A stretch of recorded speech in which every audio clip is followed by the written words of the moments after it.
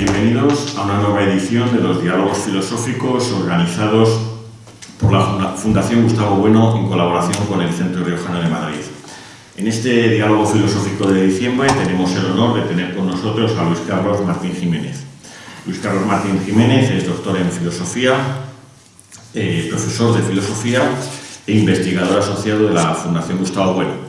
No hace falta detenerse mayormente en la presentación, porque es bien conocido dentro y fuera de la Escuela de Filosofía de Oviedo por sus ponencias, libros y artículos. Al respecto, hoy nos viene a hablar de teoría materialista del signo. Él, cuando me dio el título, me dio el signo en minúscula y yo lo puse en mayúscula, ¿no? Acordándonos de que aquello de que con este signo vencerás, ¿no? Este tema de los signos, estaba haciendo memoria en estos días, es algo que él ya ha tratado, en cierto modo, de una manera quizás un poco más dispersa. Lo trató en filosofía de la técnica y la tecnología, bueno, en referencia a las primeras técnicas, que fueron las técnicas gráficas. Lo trata también en la última parte del mito del capitalismo, donde habla de la importancia de la moneda como signo. Entonces yo creo que no es un tema que, aunque a algunas personas pueda parecerles un tema extraño, yo creo que es un tema que ni mucho menos, es un tema que ya ha aparecido en su trabajo en muchas ocasiones. Pues nada, te escuchamos, Luis. Pues, muchas gracias, Carlos. Bien, vamos a ver si no defraudamos al ilustre público que tenemos aquí. En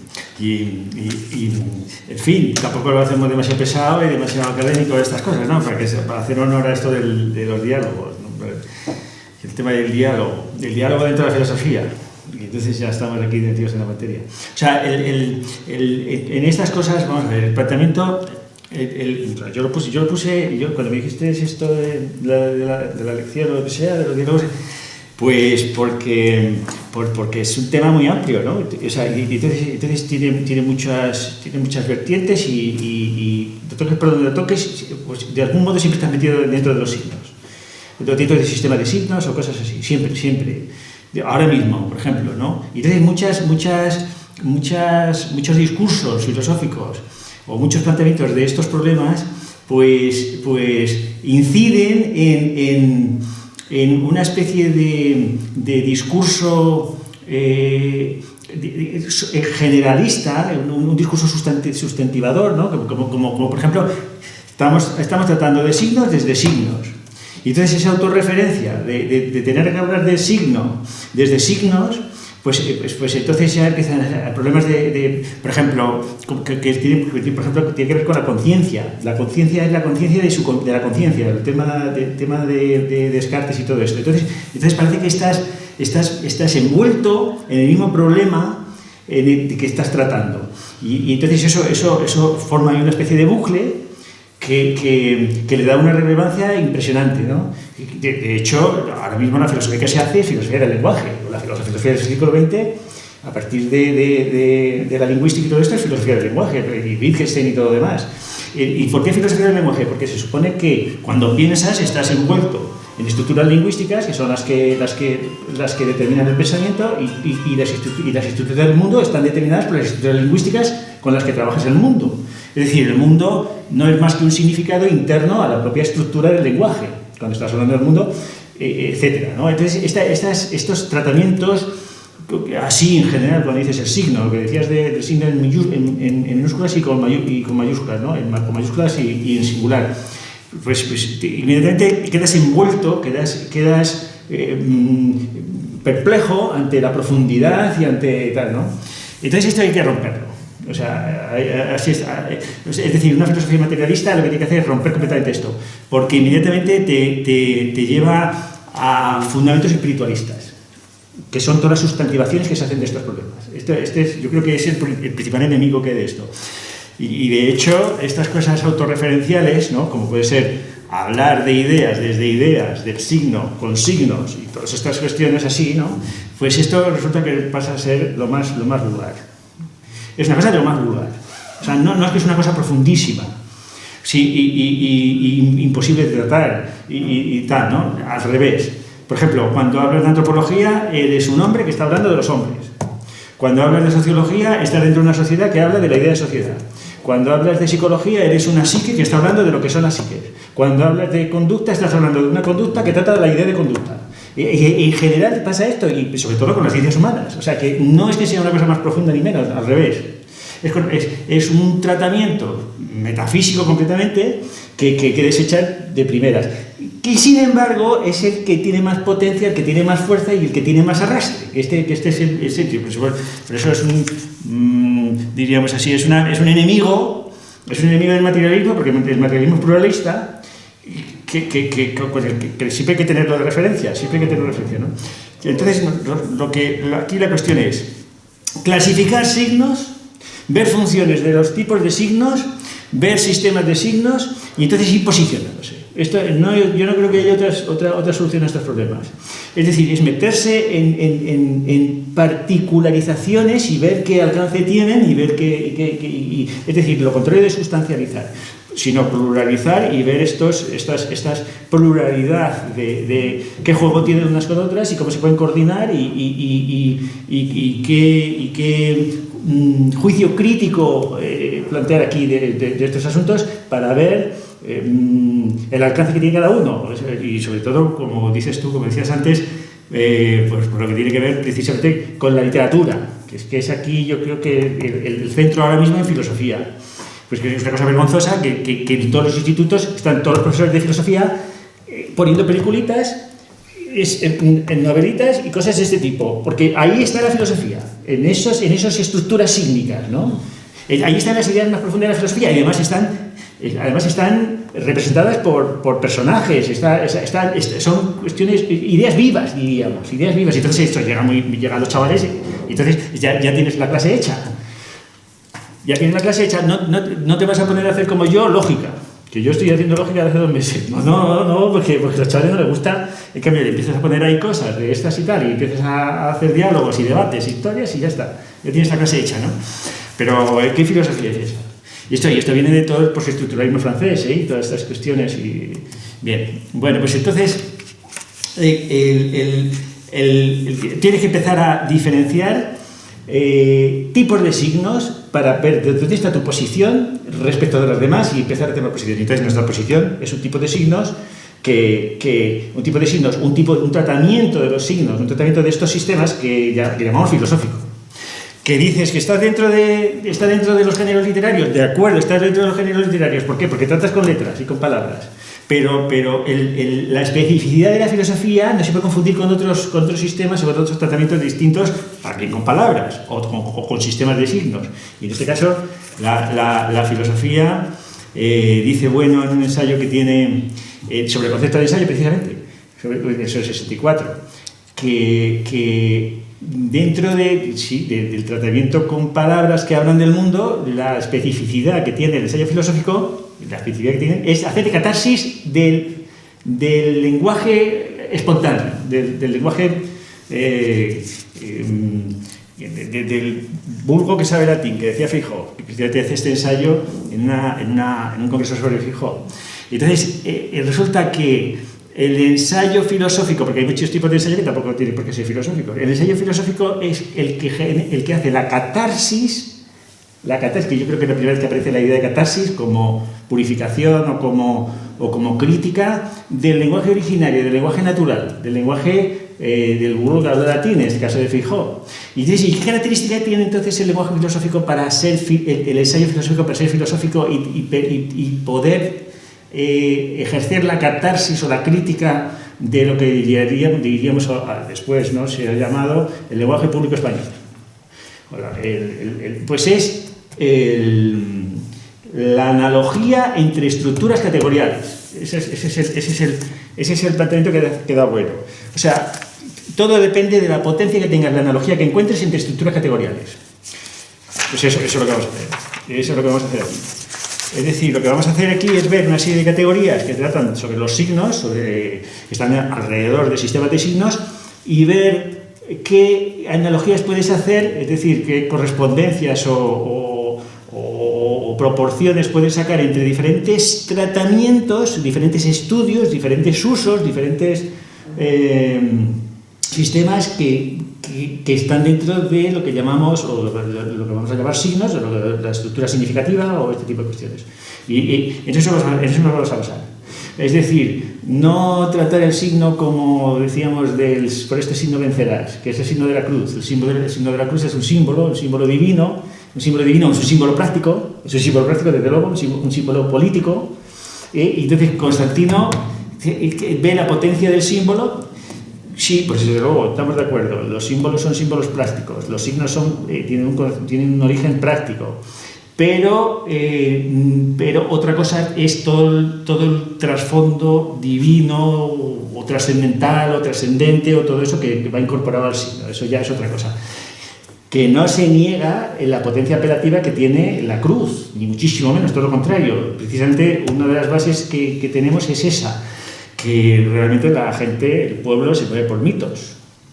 Así, literalmente se mueve por mitos, es decir, se mueve por ideología. Que es imposible que se pongan a razonar o se pongan a hacer estudios para decidir o para votar. Imposible completamente, no tienen tiempo. Y entonces son estos signos, estas ideas fuerza que decía, estas ideas fuerzas son las que mueven. Y estas ideas fuerzas son las que necesitas manejar para tratar a la población, a tratar al pueblo. Desde luego, estamos de acuerdo completamente. Pero eso no quiere decir que no tengas que hacer la catártica. Es decir, la crítica de toda esta conciencia originaria, todo este lenguaje originario, natural, de todo el sistema de pensamiento popular, ¿no? Dado en la sociedad tal y como es. Y desde aquí el análisis desde las categorías lingüística, estética, semiótica. La semiótica es la ciencia de los signos. Semiológica, desde el punto de vista de Saussure, y de la teoría de la información, de Shannon y todo esto, porque los signos transmiten información, etcétera, etcétera. Desde la psicología, porque según Saussure, el significado del signo es mental. La sociología, cada lengua, que es un sistema de signos, está dentro de una sociedad política, precisamente, o de un imperio, como es el español. O sea, que está involucrando una cantidad de categorías, todas estas cuestiones de signos, que no son los signos lingüísticos. Los signos lingüísticos son un tipo de signos, pero hay signos de otro tipo, signos de muchos tipos. Signos de gestos, signos de signos animales, etcétera, etcétera, ¿no? La zarpa del oso, el que le dice al otro oso, etcétera, todo esto, ¿no? Etológicos. Luego, el problema aquí, y luego una de las cosas más curiosas, y yo creo que lo que decimos de la importancia que tienen estas cuestiones hoy en día, los tratamientos estéticos que tienen que ver con las artes, sobre todo con la literatura. Esto yo creo que es una de las claves completas de la importancia que tiene tratar estas cuestiones hoy en día. La literatura, si es algo la literatura, que es lo que yo lo que voy a poner en duda. La literatura es una sustantivación ura, es una sustantivación de verbos y de adjetivos, de judicatura, etcétera, escritura, una sustantivación que está por ver qué unidad tiene. Que ese es el gran problema de la literatura, que encima es una disciplina académica que se da en todos los institutos, ¿no? Lengua y literatura. ¿Eso de la literatura qué es? Este yo creo que es el gran problema, que va a ir ligada a esto que de hace un tiempo estamos llamando el mito del arte. Un mito del arte que se ha construido del mismo modo. Está construido como una hipóstasis de las diferentes categorías artísticas que tienen de común el arte, que es artesante, ¿no? Y todas estas cuestiones que yo creo que son tan interesantes y tan divertidas y que dan juego a tanta polémica, ¿no? Pues todo el mundo sabe de arte y todo el mundo hace artes y todas estas cosas. Bien, entonces vamos a ver. A mí lo que me hizo mucha gracia, que lo puse en la EFO, lo puse en el WhatsApp de la EFO, que una entrevista que le hacen a Sabater hablando de la imaginación, ¿no? Entonces, claro, la imaginación es lo más importante, todo sale de la imaginación todas las cosas, ¿no? La gente se pone a imaginar y entonces empieza ahí a crear y ya está, ¿no? Ya no tenemos más el científico, todos están ahí creando e imaginando y de la imaginación trascendental. Y entonces en un momento dado dice que no sabe lo que es la poesía.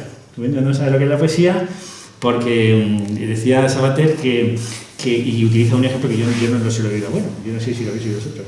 Y decía, pues baja el poeta tocando el tambor del llano, que es una cosa que yo me recordaba esta García Lorca, ¿no? Lo del tambor del llano, que habla de los gitanos y tal, ¿no? Una mitificación que tienen los gitanos. Que yo creo que son los caballos cuando van con las... Que los caballos, ¿no? La metáfora de un caballo corriendo por el llano y como el tambor que va tocando, ¿no? Algo parecido, ¿no? Y entonces decía que bueno, claro, que bueno, ¿no? Que decía, pero ¿cómo va a ir el poeta tocando el tambor del llano y tal? ¿No? Como diciendo, está buscando, bueno, una estructura científica, un criterio de verdad científico matemático, que viene de Platón por Spinoza y no sé qué, está buscando un criterio matemático, un criterio científico para entender la poesía. No puede ser. La poesía tiene su verdad poética distinta a la verdad científica. Entonces se reía Sabater de que bueno no había entendido el alcance, la esencia del poema. La esencia del poema, diríamos la esencia alegórica del poema, ¿no? Y yo creo que todo lo contrario. Y bueno, todo lo contrario. Otra cosa es la coordinación de ese tipo de estructuras con otras, por ejemplo, con las científicas. Es decir, la estructura de un tipo de signos, como pueden ser los poéticos, un tipo un género literario, como puede ser el poético, con otro género literario, como pueden ser los científicos, que también son géneros literarios, porque todo es letra, todo está lleno todo se puede expresar en lenguajes naturales, ¿no? En lenguajes naturales, en lenguajes políticos, en lenguajes racionales, o imperiales, principalmente, hablando del español. No puedes hablar de lenguaje nacional hablando del español, tienes que hablar de lenguaje imperial. Y entonces, ¿qué ocurre? ¿Qué está diciendo realmente Sabater? Sabater lo que está diciendo es que la idea que tiene él, Sabater, de la poesía y del arte, no es la que tiene bueno. Entonces la idea que tiene bueno no se corresponde con la suya.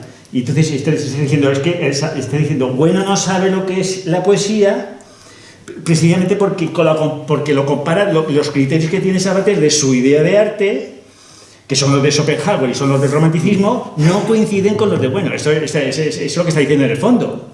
Está diciendo, usted no sabe clasificar lo que está leyendo desde el punto de vista poético porque no tiene una teoría, que es ¿pero cuál? Este es el problema fundamental, es que teorías hay muchas y filosofías hay muchas. Yo cada vez que oigo decir la filosofía, pues es que es una cosa hay que afinar a ver qué está diciendo ese señor, porque filosofías hay muchas y están contrapuestas unas con otras. Entonces, yo lo que creo que está diciendo, lo que está diciendo Sabater en el fondo es, lo que yo entiendo que es la poesía y el arte no es lo que entiende. Bueno, pues si no, ¿cómo va a ser? Y claro, entonces tú puedes achacar que no estás de acuerdo conmigo, como que no has entendido lo que yo pienso que son las cosas. Y entonces, claro, cuando tienes que clasificar los géneros literarios, cuando tienes que clasificar una obra, cuando tienes que clasificar un concepto, cuando tienes que clasificar una materia determinada, eso, en último término, lo hacemos desde nuestro sistema. Porque lo que llaman que es eso, se hace desde otros sistemas. Ojo, o sea, quiere decir que no es neutral clasificar una serie de cosas. Por ejemplo, la novela es un género literario y dice, bueno, la novela no es un género literario, la novela es un género científico. ¿Qué significa eso? Pues que desde el sistema de coordenadas del materialismo filosófico podemos nosotros clasificar y determinar qué es cada cosa. Y además lo tenemos que hacer desde nuestro sistema. En cuanto asumimos una serie de clasificaciones que nos vienen dadas por la tradición, como neutrales, como verdaderas, ya estamos perdidos. Yo creo que ese es el problema fundamental. Que estamos perdidos. Que sencillamente no hemos aplicado los fundamentos, la estructura, el organigrama del sistema del materialismo filosófico a un problema determinado. Y por eso tenemos que asumir una serie de clasificaciones que no tenemos por qué aceptar. Esto es lo que creo yo del asunto. Entonces, porque este señor, el Sabater, pues cuando Sabater está diciendo que la poesía tiene su propia verdad, yo creo que lo que está diciendo es la poesía se entiende solo poéticamente, es una tesis de romanticismo. Está diciendo que la poesía es un arte, que no es una ciencia, y está determinando la diferencia entre el arte y la ciencia, y está superponiendo el arte a la ciencia, en cuestiones de verdad. En cuestiones nosiológicas, en cuestiones epistemológicas o como lo quieras decir. Está diciendo, la verdad del arte es más profunda que la verdad de la ciencia. Está diciendo Sabater, las metáforas y las alegorías son la clave del entendimiento de lo más profundo de la realidad. Está diciendo todas esas cosas. Que eso es lo que no acepta bueno. Eso es lo que no acepta bueno. Es decir, el sistema materialista no puedes aceptar eso.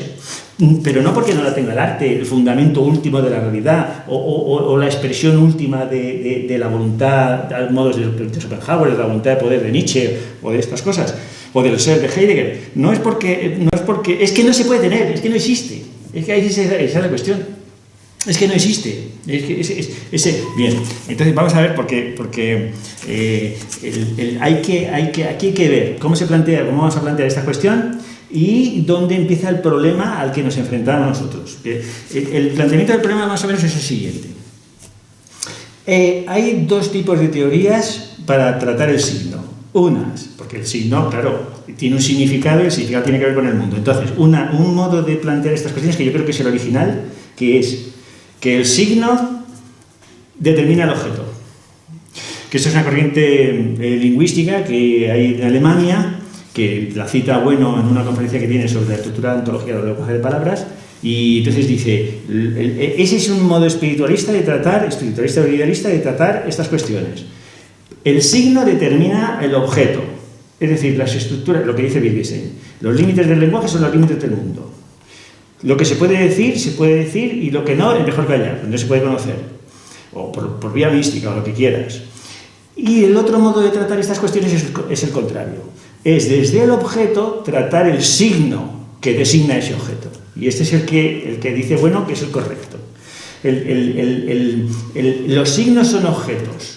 Pero es el tratamiento práctico con los objetos el que determina el tratamiento práctico con otras instituciones que van vinculadas a los objetos, que son los signos de los objetos. Entonces, vamos a ver estos dos vías de tratamiento de las cuestiones y no me lo llevo. El primer tratamiento, es decir, esto que se entiende como palabras y cosas, que además es un libro de Foucault muy famoso, las palabras y las cosas.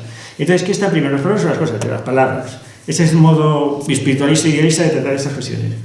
Las palabras. Entonces, hay una serie de corrientes en Alemania, a principios del siglo XX, unos lingüistas, Rudolf Mehringer, Suchard, etc., que lo llaman semasiología. Semasiología viene de semántica. Semántica viene de que el signo tiene un designatum, tiene un significado. Entonces, el significado está como una pata del signo, diríamos desde el punto de vista fenomenológico, que cada signo apunta a. Desde dentro del signo hay una relación al objeto, pero el objeto está fuera del signo.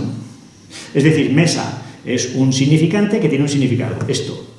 O desde el punto de vista del Saussure, mi concepto mental de la mesa. La mesa es el referente y el concepto es mental, que eso es una cosa que viene de Aristóteles. El concepto siempre es mental. Este es idealismo, este es el idealismo. Y esta semasiología se basa en la semántica. Lo que tienes que, dentro de la lingüística hay una serie de categorías, sintáctica, semántica, pragmática, etc. Y la semántica es la clave aquí, pero la semántica, es decir, los significados se ven desde el signo. Con el correr de los años hubo otra corriente dentro de este modo de tratar las palabras y las cosas que le dio la vuelta. Y en vez de hablar de palabras y cosas, hablaba de cosas y palabras. Un tal Rudolf Mehringer, entonces estudia la etimología a partir del objeto. Tú pones el objeto, por ejemplo, una serie de imágenes, y ves qué tratamiento lingüístico ha generado esos objetos. Desde qué términos lingüísticos se ha hablado de ese objeto que, por ejemplo, que está en una foto. Y entonces, a partir de esas imágenes de los objetos, es cuando se va viendo el análisis léxico o etimológico, el etimón de cada una de las evoluciones lingüísticas o de las evoluciones que tienen las palabras respecto de esos objetos. Y entonces este es el que le interesa a Bueno. El signo es un signo práctico que depende de una serie de operaciones de institucionalización de objetos. Y en la institucionalización del objeto, una de las claves es el signo que hace referencia al objeto. Esta es la clave. Porque el signo fija el objeto de algún modo. Y por eso en ciencias es tan importante el plano proposicional. Hay un plano objetual y un plano proposicional. Pero lo importante es el plano objetual. El proverbio proposicional lo que hace es fijar esas referencias y por eso tienes que tener allí una serie de términos que determinan una serie de relaciones, etcétera, etcétera, y operaciones y demás. Vamos a ver el origen, creo yo, el origen de la filosofía moderna de estos tratamientos donde se parte del signo. Y partir del signo, de algún modo, supone partir del espíritu. El lenguaje es una manifestación del espíritu. Y empieza así la lingüística. Y empieza así las ciencias a partir del siglo XVIII, principios del XIX, las ciencias que van a tratar de todos los que son los amantes de las palabras, son los filólogos. Los amantes de las palabras, nosotros también somos amantes de las palabras, claro. Es decir, claro, los filólogos hay que tenerlos mucho aprecio porque los filólogos son los que mantienen o cuidan el tratamiento, aquellos textos que nosotros vamos a utilizar luego, claro, a lo largo de la historia de la filosofía. Entonces, aunque también la pueden fastidiar. Tenía bueno un problema con un filólogo que había traducido mal sustancia o usía y la había traducido por ente, no puede ser ente porque ente también son los accidentes, no me acuerdo qué filólogo era, entonces la jode. O sea, quiere decir que porque es el filólogo no significa que vayas a acertar. Bien, pues entonces yo creo que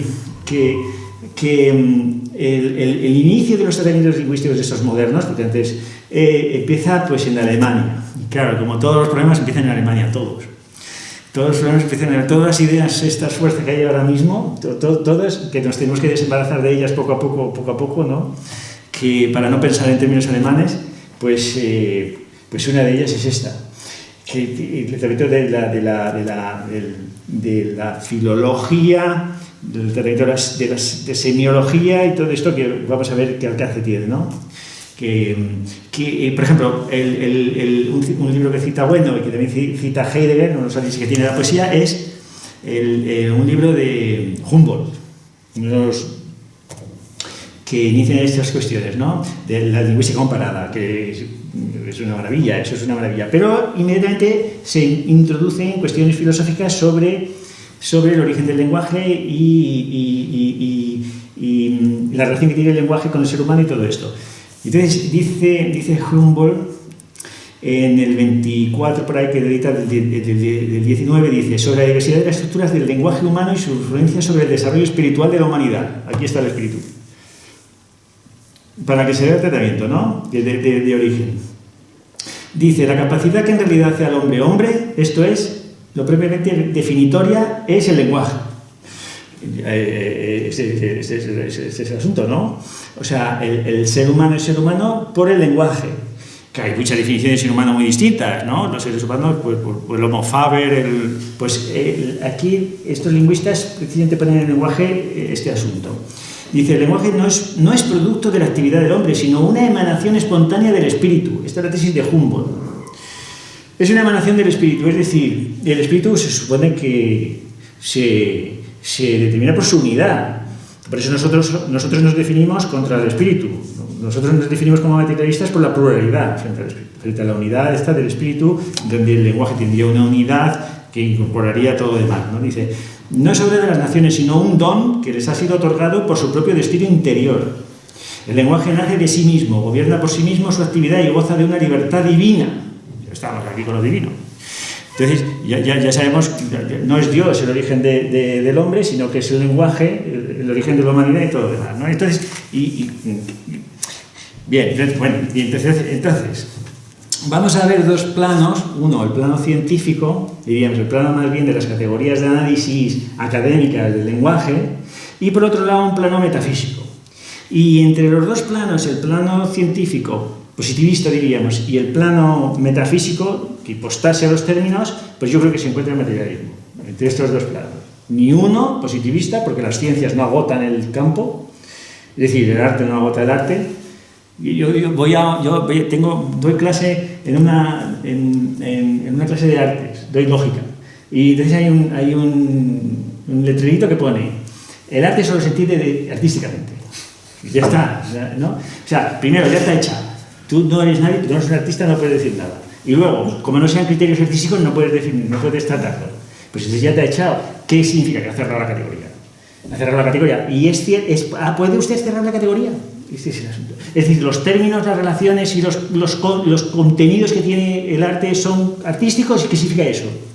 son más bien filosóficos o metafísicos o ideológicos, o de qué tipo son. Este es el asunto, ¿no? Entonces esta es la mirada metafísica, creo yo, la mirada metafísica espiritualista. Y entonces, el punto de vista de la lingüística, de la semiótica, nos referimos a Saussure, a Peirce, el punto de vista del tratamiento científico, de la teoría de información de Shannon, etc. Todos estos tratamientos tratan de los signos, pero son tratamientos distintos completamente. Por ejemplo, ¿el lenguaje es comunicación? Sí, pero no la agota. Hay comunicaciones que no son lingüísticas. ¿El lenguaje, el tratamiento de signos, son gráficos o son fonéticos? Hombre, en principio el lenguaje es fonético, pero solamente a través de la escritura, que es un lenguaje gráfico, puedes conocer el lenguaje fonético. Entonces todas estas cuestiones ya se supone que tienes que ir discriminando. Yo creo que uno de los modos que tienen más así, bueno, de las tradiciones, ¿no?, de la semiótica, es el de Peirce. A Peirce, que le llamaban el Kant americano. No sé quién le llama el Kant americano. ¿Por qué? Pues porque el positivismo que sale de Kant, con Cassirer y todo lo demás, el positivismo que sale de Kant lo que hace es buscar estructuras positivas, por ejemplo la Gestalt, la teoría de la forma, en psicología, las estructuras positivas que expliquen los a priori kantianos. Es decir, las estructuras categoriales de Kant para entender el mundo, las categorías, el espacio y el tiempo, lo que va a ocurrir con los neocantianos, por ejemplo Cassirer, que va a encontrar en los sistemas de símbolos lo positivo del kantismo, y Peirce va a hacer lo mismo, es una positivación de toda esta metafísica kantiana, que es metafísica espiritualista e idealista. O sea, eso es evidente, Kant, ¿no? Y el caso de Peirce es exactamente ese. La tesis de Peirce es que las estructuras que determinan a priori el conocimiento y la práctica y todo lo demás del sujeto son lingüísticas. Esa es la base de Peirce. Y la base de Cassirer, no, algo muy parecido. Son las estructuras simbólicas, por ejemplo, la ciencia, el arte, la lengua. Esas estructuras son los a priori desde los cuales entender el mundo y manejarse en el mundo. Bueno, pues este lado, diríamos, positivo, esto es lo que tenemos que criticar. Y vamos a ver cómo lo critica desde la teoría del signo bueno, que además lo hace en un texto, el compañero Rubén ya lo ha visto, lo ha estudiado, que está el simple que es una cosa de tercero de Bu, pero que yo creo que no hay otro sitio donde lo diga de una forma tan, digamos, tan sencilla y tan fácil de entender. Y por otro lado, los tratamientos que son metafísicos, que son los que tienen que ver con la crítica literaria, la teoría de la literatura y esto que llaman las ciencias de la literatura y la estética. Y este es el lado metafísico de tratar estas cuestiones del signo. En la medida en que el signo pues revela, refleja, genera la explicación de lo trascendente, lo último, lo divino, del mundo, ¿no? Estas pretensiones que tienen de hacer una especie de filosofía intuitiva, ¿no?, que te llega al sentimiento, ¿no?, todas estas cuestiones que salen de los románticos.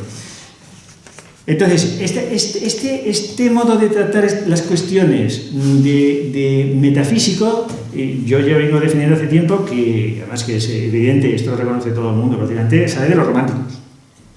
Primero sale del gran ciclo de la filosofía alemana, con Kant, Schelling, Hegel, Fichte, y luego con los románticos, que lo que hacen es aplicar todas estas ideas del ego trascendental, absoluto, al arte, que son casi todos filólogos, hombres de letras, Los hermanos Schlegel son filólogos, Novalis, Schleiermacher es hermeneuta, es el padre de la hermenéutica, etc. Entonces, Tieck es el que traduce el Quijote al alemán, etc., ¿no? Todos estos sujetos de Jena, de la Universidad de Jena, estos son hombres de letras, diríamos. Está dentro de la categoría de las ciencias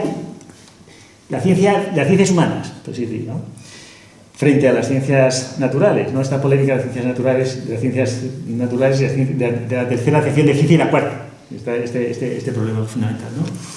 Y entonces, yo me di cuenta de este asunto, de esta importancia que tienen los románticos, leyendo la tesis de Walter Benjamin. Cuando dice Benjamin que lo que hacen los románticos es fundar la idea de crítica de arte como sustantivación del arte. O sea, los románticos van a entender que las artes tienen su sustantividad en la crítica histórica de esas artes. O sea, una obra de arte se sustantiva, coge su sustantividad precisamente en las diferentes obras que tratan los mismos contenidos o tratan de las mismas obras.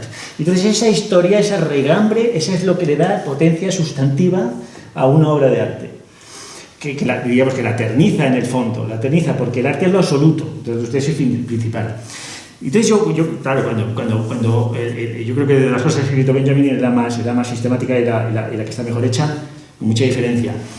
Y entonces nos encontramos que esta crítica de arte y la crítica literaria, yo creo que es ahora mismo el canon de lo que son lo que son las obras, el canon de lo que hay que leer, el canon de lo que hay que ver, el canon, los comisarios de exposiciones, los curadores salen de los críticos de arte, a los años 60. Es decir, la gente que da la pauta de lo que hay que leer, lo que hay que ver, de la belleza, del arte y todo esto, la gente sale de esta idea de crítica que está diciendo Benjamin, que se debe a los románticos. Y a los románticos se debe todo lo que vamos a ver ahora respecto a la literatura, al arte, la ciencia, la filosofía, que se la tragan las artes y todo lo demás. Por eso, hoy en día, los profesores enrollados de filosofía de los institutos no dan filosofía, dan arte de contenidos filosóficos. Y además, todo el siglo XX es así. ¿Qué hace Sartre? Está escribiendo ensayo a la vez que está escribiendo novela. ¿Qué hace Camus? En general, Dostoyevsky, ¿qué es? Dostoyevsky son modelos de ideas filosóficas en personajes. Y esas son las novelas en general del siglo XX. Es decir, lo que ya no digamos las pretensiones del cine y todas estas cosas, ¿no?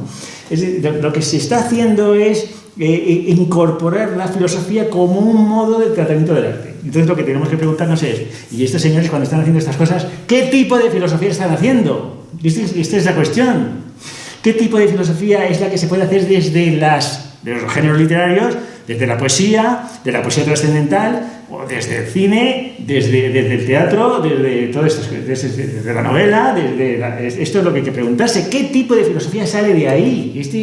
Yo creo que es la clave, porque filosofía hay, y ideas filosóficas hay. Y además están muy bien expuestas, como pasa con Borges y todo eso que decíamos, que es una maravilla de leer. Pero ¿qué tipo de filosofía es esa? Y si esa filosofía es materialista o de qué tipo es, qué regambre tiene, ¿no? Yo creo que si no se hace esto, nos estamos tragando tipos de filosofía sin darnos cuenta, arropadas o vinculadas a modelos artísticos. Que este es el problema, yo creo que fundamental, ¿no? Aquí. Bien, entonces, hay un libro, yo hace poco me encontré con él, por eso yo creo que te dije esto, que es de Philippe Labarthe y Jean-Luc Nancy, que se llama El absoluto literario. Es decir, la idea de que la literatura es realmente el absoluto. Teoría de la literatura del romanticismo alemán, que es de 2012, Jean-Luc Nancy se ha muerto hace poco, es un filósofo francés, y yo me acerqué a este libro porque tenía una serie de textos de Schlegel que no había leído. Entonces los tiene ahí comentados y los incorpora a la obra, ¿no? Entonces, la tesis que tiene Nancy es que la idea de literatura moderna sale de los románticos. Y la idea de la literatura moderna es la idea de la literatura como el conjunto de todas las obras escritas, antes y después del siglo XIX, ¿no? Y de hecho, la primera obra que habla de la literatura en sentido moderno, la literatura como conjunto de obras, porque antes se llamaban bellas letras, en el 18 se llamaban bellas letras, o eran gramáticos los que trataban de estas cosas, filólogos, lo que sea, pero no eran literatos. El literato, eso es una figura que aparece con los románticos y con una señora que se llama Madame de Staël. Madame de Staël, que es una francesa que tiene a Friedrich Schlegel como el profesor de sus hijos. Y entonces Schlegel, que es el padre del romanticismo, creo yo, la figura más importante del romanticismo, pues entra de viaje con Madame de Staël y de todo. Y es Madame de Staël la que lleva el romanticismo alemán a Francia, que va a ser enemiga a muerte de Napoleón. Napoleón no quería saber nada de ella. Y a ver, tenía gente que le estaba vigilando por si se acercaba a París y todo esto, ¿no? Esta señora, ¿no? Madame de Staël. Y entonces, el libro de Madame de Staël es la primera vez que se habla de literatura en sentido moderno, este es el que tenemos actualmente. Bien, pues voy a leer dos cosas que dicen en sí, relativo a esta idea a la formulación, por ejemplo, de idea de absoluto literario, que la toma de una edición de Schlegel de poética de Todorov, que hace Todorov, y que significa que lo que viene a significar absoluto literario, el absoluto literario, es la institucionalización teórica del género literario, o si se quiere, de la literatura misma, de la literatura en tanto absoluto. Este es el asunto. O sea, la literatura, el literato incorpora la ciencia, la hermenéutica, la historia, la crítica, la filosofía, lo incorpora todo en él mismo. Es decir, el que está haciendo, y eso lo ven por ejemplo en Goethe, eso lo ven en Goethe. En Goethe ven a un ensayista que está haciendo novela, a la vez que está hablando de ideas, a la vez que está haciendo teatro, y entonces la obra de arte total es precisamente la obra de arte del literato.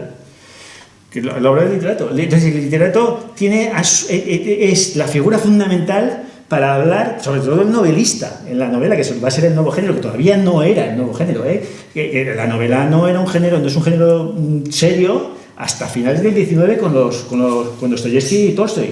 Antes la novela no tenía ninguna importancia, era cosas que leían las señoras para entretenerse, las novelas. Y entonces son los románticos los que se dan cuenta de este asunto. Novela, que en alemán y en francés se llama román. Se llama román, y román es toda la literatura de los pueblos de Román Paradis. Por ejemplo, Herder se fija en España, en las glosas y todas estas cuestiones. ¿Por qué? Porque todos esos textos salen del pueblo, que es lo que decimos del espíritu. Es el espíritu del pueblo el que está alimentando esta idea de literatura donde está vinculado todo. Las creencias, Dios, todo lo demás, la existencia, todo esto. Bien, entonces, los que configuran esta idea de literatura son los románticos, y yo creo que estamos plenamente metidas en ella. Es decir, si queremos explicar una idea, vamos a la novela. Si queremos tratar un problema humano, vamos al teatro. O sea, ahí es donde está realmente reflejado eso. Y es donde mejor se ve, donde es más intuitivo, donde llega el sentimiento, que es los sentimientos es la clave del romanticismo, ¿no? Bien, dice esto en sí, ¿no? Un texto que es de Schlegel, Conversaciones sobre la poesía, donde están discutiendo una serie de personajes, Lotario, que es el seudónimo de Novalis, con Ludovico, que es el seudónimo de Schelling, y entonces están exponiendo sus teorías. Dice Lotario, que es Novalis: todos los juegos sagrados del arte son solo lejanas reproducciones del juego infinito del mundo, de la obra de arte que eternamente se constituye a sí misma. Ludovico, el Schelling. En otras palabras, toda belleza es alegoría. Lo más elevado, puesto que es inexpresable, solo puede ser pronunciado alegóricamente. Lotario.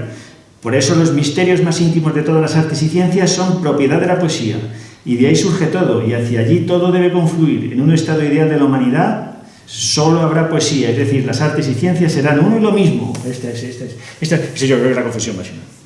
La ciencia es lo mismo que el arte, lo mismo que la poesía, lo mismo que la novela, lo mismo que la filosofía, todo está ahí mezclado y todo está ahí vinculado, desarrollando lo más profundo que hay de la humanidad, y los mitos, todo, la pintura, la escultura, todas las artes están ahí, la música sobre todo con Wagner, la obra de arte absoluta, ahí es donde más potencia tiene la expresión de lo último, de la voluntad última de Schopenhauer y todos estos asuntos, ¿no? Todos estos románticos que llegan a la actualidad con toda su fuerza. Por ejemplo, August Schlegel, el hermano de Friedrich, tiene unas lecciones sobre la literatura considerada como esencia del arte. La literatura es la esencia del arte. Esta va a ser la tesis de August Schlegel. Y entonces dice August Schlegel, sí, uno de los dos, de Schlegel. Dice, todo género literario, los géneros literarios, claro, los géneros literarios, ¿qué es? La ciencia también es un género literario, pues se escribe con letras.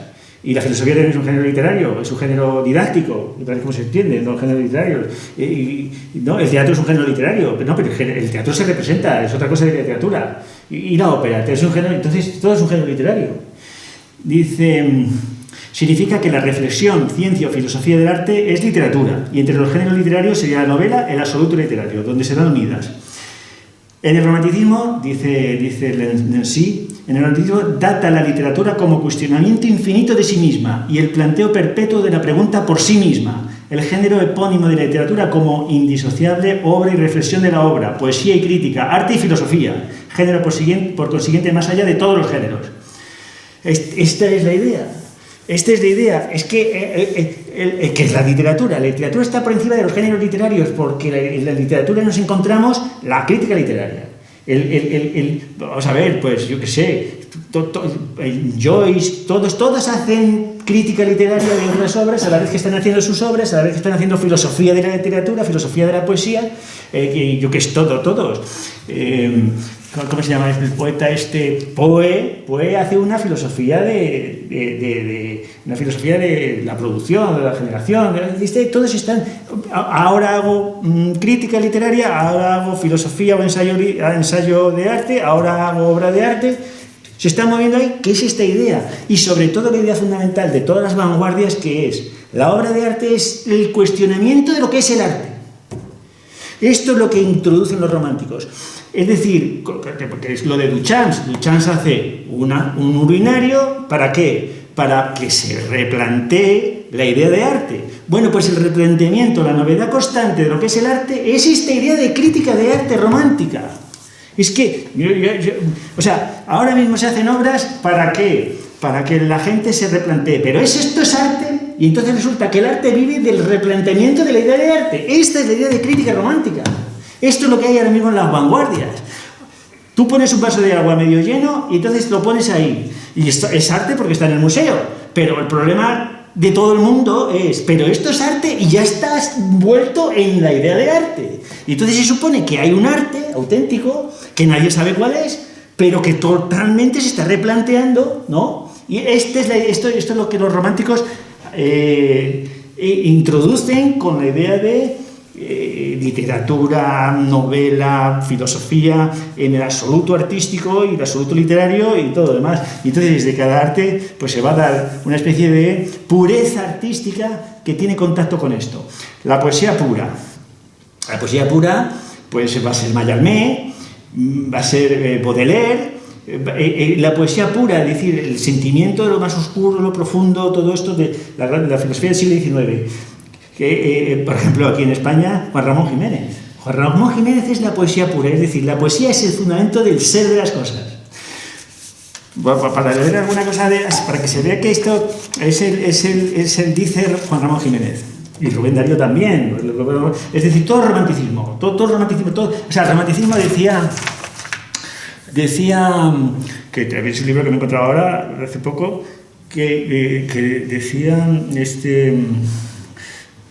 Berlín, ¿cómo se llama? Isaías Berlín decía que había 3 revoluciones.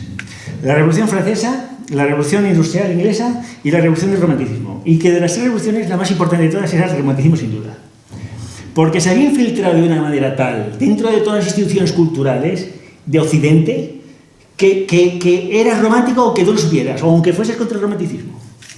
Yo estoy seguro de esto, ¿no? Es la revolución fundamental, aunque no quieras ser romántico, aunque luches contra la idea de arte o con lo que sea, estás dentro de la idea, realimentando la idea. Entonces aquí, por ejemplo, Rubén Darío o Juan Ramón de Jiménez dice en Eternidades, que mi palabra sea la cosa misma, creada por mi alma nuevamente. Es decir, la palabra es la cosa. Esto es lo que decimos de las palabras y las cosas. La palabra determina la cosa. No la cosa, la palabra, no el signo. No, la palabra determina la cosa. Dice, otra en Metamorfosis dice, la poesía no es una copia, es una naturaleza que se vuelve a crear a sí misma. Así todo. Dice, por ejemplo, en Piedra y Cielo, el cielo no era el nombre, El cielo no era el nombre, sino el cielo. ¡Qué preciosidad!, ¿no? O sea, ¿qué está diciendo? Entonces, pero es esta idea, ¿no? Es esta idea. Aquí lo importante, y entonces, y así todo lo demás, los formalistas rusos, por ejemplo, Jacobson, hablando de la poesía moderna, dice: el objeto de la ciencia literaria no es la literatura, sino la literaturidad. Claro, ya es un sustantivo, ya he hipostasiado la literatura, y entonces ahora el objeto de la ciencia literaria es lo que es literario, y eso que es decir, lo que hace de una obra dada una obra literaria. Es lo mismo. Y el problema es que me diga usted qué es eso, ¿no? Porque dependiendo del género, los géneros se admiten. Ahora, lo que cubre todos los géneros, eso es lo que está por demostrar. Entonces, el modernismo, las vanguardias, los nuevos críticos americanos, esto, ¿no? Con Eliot. La poesía de Eliot, y se supone que es la poesía moderna, ¿no? La poesía moderna, pues, Tomásina, ¿no? Lo de la tierra baldía y estas cosas, ¿no? Y entonces Eliot lo que está haciendo es, por un lado está haciendo crítica literaria, por otro lado está haciendo poesías, por otro lado está haciendo filosofía de la poesía. Es decir, esto es lo que digo yo, esto es lo que digo yo, no, lo que dicen en sí, que es lo que generan aquí los literarios. Entonces vamos a poner la puntilla. La puntilla a este recorrido, diríamos, espiritualista, idealista, que parte de lo humano vinculado a la lengua como determinación del ser, determinación de la cosa, determinación del mundo, de todo lo demás, ¿no? Que lo dice Wittgenstein perfectamente, ¿no? Esto que tiene Íñigo, tiene una conferencia dando la vuelta a lo que dice Wittgenstein, ¿no? Los límites del lenguaje son los límites del mundo, ¿no? Y no al revés, ¿no? Los límites del mundo son los límites del lenguaje. Es decir, esta inversión es la que nosotros proponemos. Bueno, pues la puntilla es una crítica que he visto yo de Heidegger. Claro, cuando dice Heidegger, o sea, ya es lo máximo, ¿no? O sea, el gran filósofo del siglo XX. Heidegger, ¿no? Heidegger, que no entiende nadie. Bueno, es muy fácil de entender. Es muy fácil de entender. Vamos a leer dos cosas que dice Heidegger para que vean ustedes lo fácil que es de entender, ¿no? Que Heidegger tiene unos análisis, claro, unas críticas de la poesía, de unos poetas que son precisamente discípulos de Hölderlin. Hölderlin es el gran poeta para Heidegger, ¿no? El gran, claro, que dice, bueno, que es tan filósofo como poeta, porque claro, Hölderlin lo que está hablando es del ser y de todas estas historias, ¿no? Y entonces escribe, hay unas conferencias que da Heidegger en el Festival de Ópera de Bayreuth. Bayreuth es donde está la ópera de Wagner, donde construye Wagner su ópera, y donde todos los años se celebra el año del Nibelungo y todas estas obras, ¿no? Que es donde Hitler funda el nazismo. Hitler funda el nazismo escuchando a Wagner.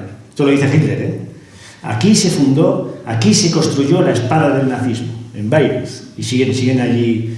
Entonces en Bayreuth están todos los mitos germanos, y está al servicio de los mitos, que es lo que llama Wagner el drama musical, no lo llama ópera. La ópera no tiene fuerza. El drama musical es los mitos germánicos, los nuevos mitos que tratan de hacer los románticos. Los románticos quieren hacer nuevos mitos, que esa es la clave del asunto, porque los mitos son los que dirigen a la gente, no las ideas filosóficas, son los mitos, y eso lo saben ellos, y eso lo sabemos todos.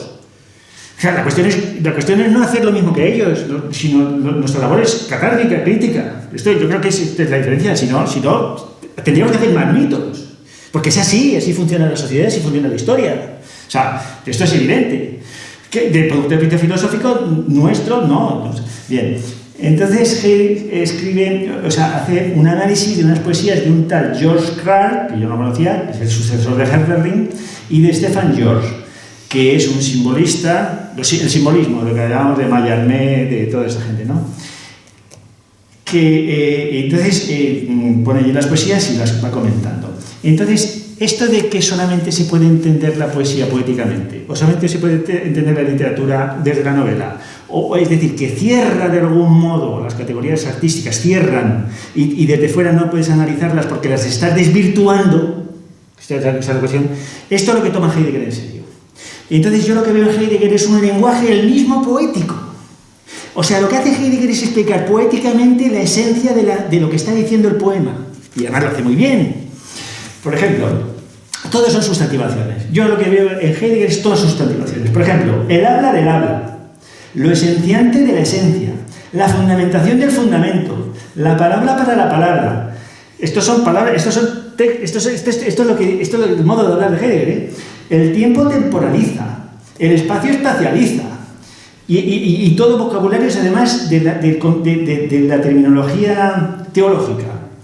Por ejemplo, advenimiento, invocación, mandato, presencia, lejanía, renuncia, alabar, todo esto, todo el lenguaje poético, todo el lenguaje teológico que es pura poesía, que decía Borges. Pero claro, Borges lo decía porque seguir haciendo teología, bien. Y entonces se analiza una poesía de Stephen George que se llama La Palabra. Estas conferencias se editaron sobre los 60 en un libro que se llama De Camino al Habla, de 1959.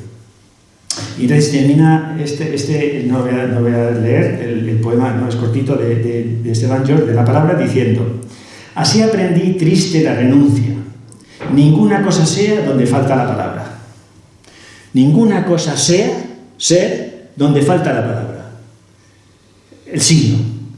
Es decir, la palabra funda el ser. Esta es la tesis fundamental. Esto es lo que llamamos el idealismo, el espiritualismo. Es la palabra la que determina el ser de la cosa. Y entonces, todo lo que son estas conferencias y el modo de explicarlo de Heidegger es plenamente poético. Este es el asunto. Y esto es lo que se dice que no se entiende, pues se entiende perfectamente. Dice Heidegger: la palabra es lo que la mantiene allí a la cosa, la sostiene, no Dios. Dios, la providencia divina era la que sostenía el ser con Santo Tomás. No es Dios el que sostiene el ser, es la palabra. Esto es lo que va a ser el arte, en general, y la literatura. La transformación de Dios en conceptos positivos de algún modo. Esta es la inversión teológica que hace el romanticismo.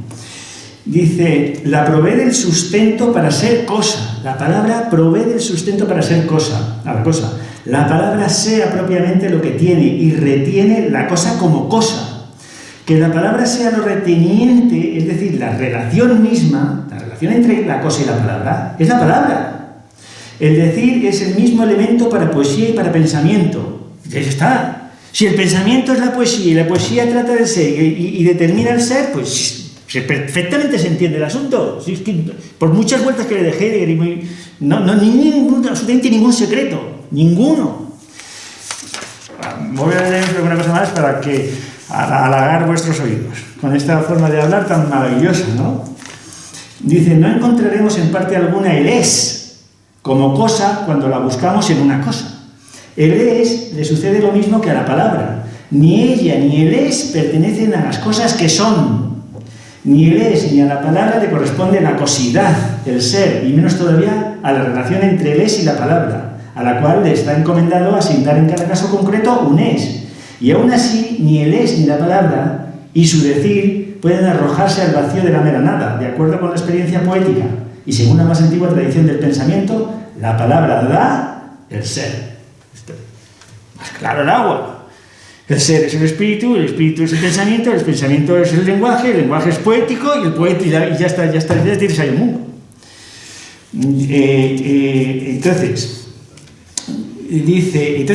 Entonces, ¿cuál es la palabra para expresar lo que es la palabra? No la hay.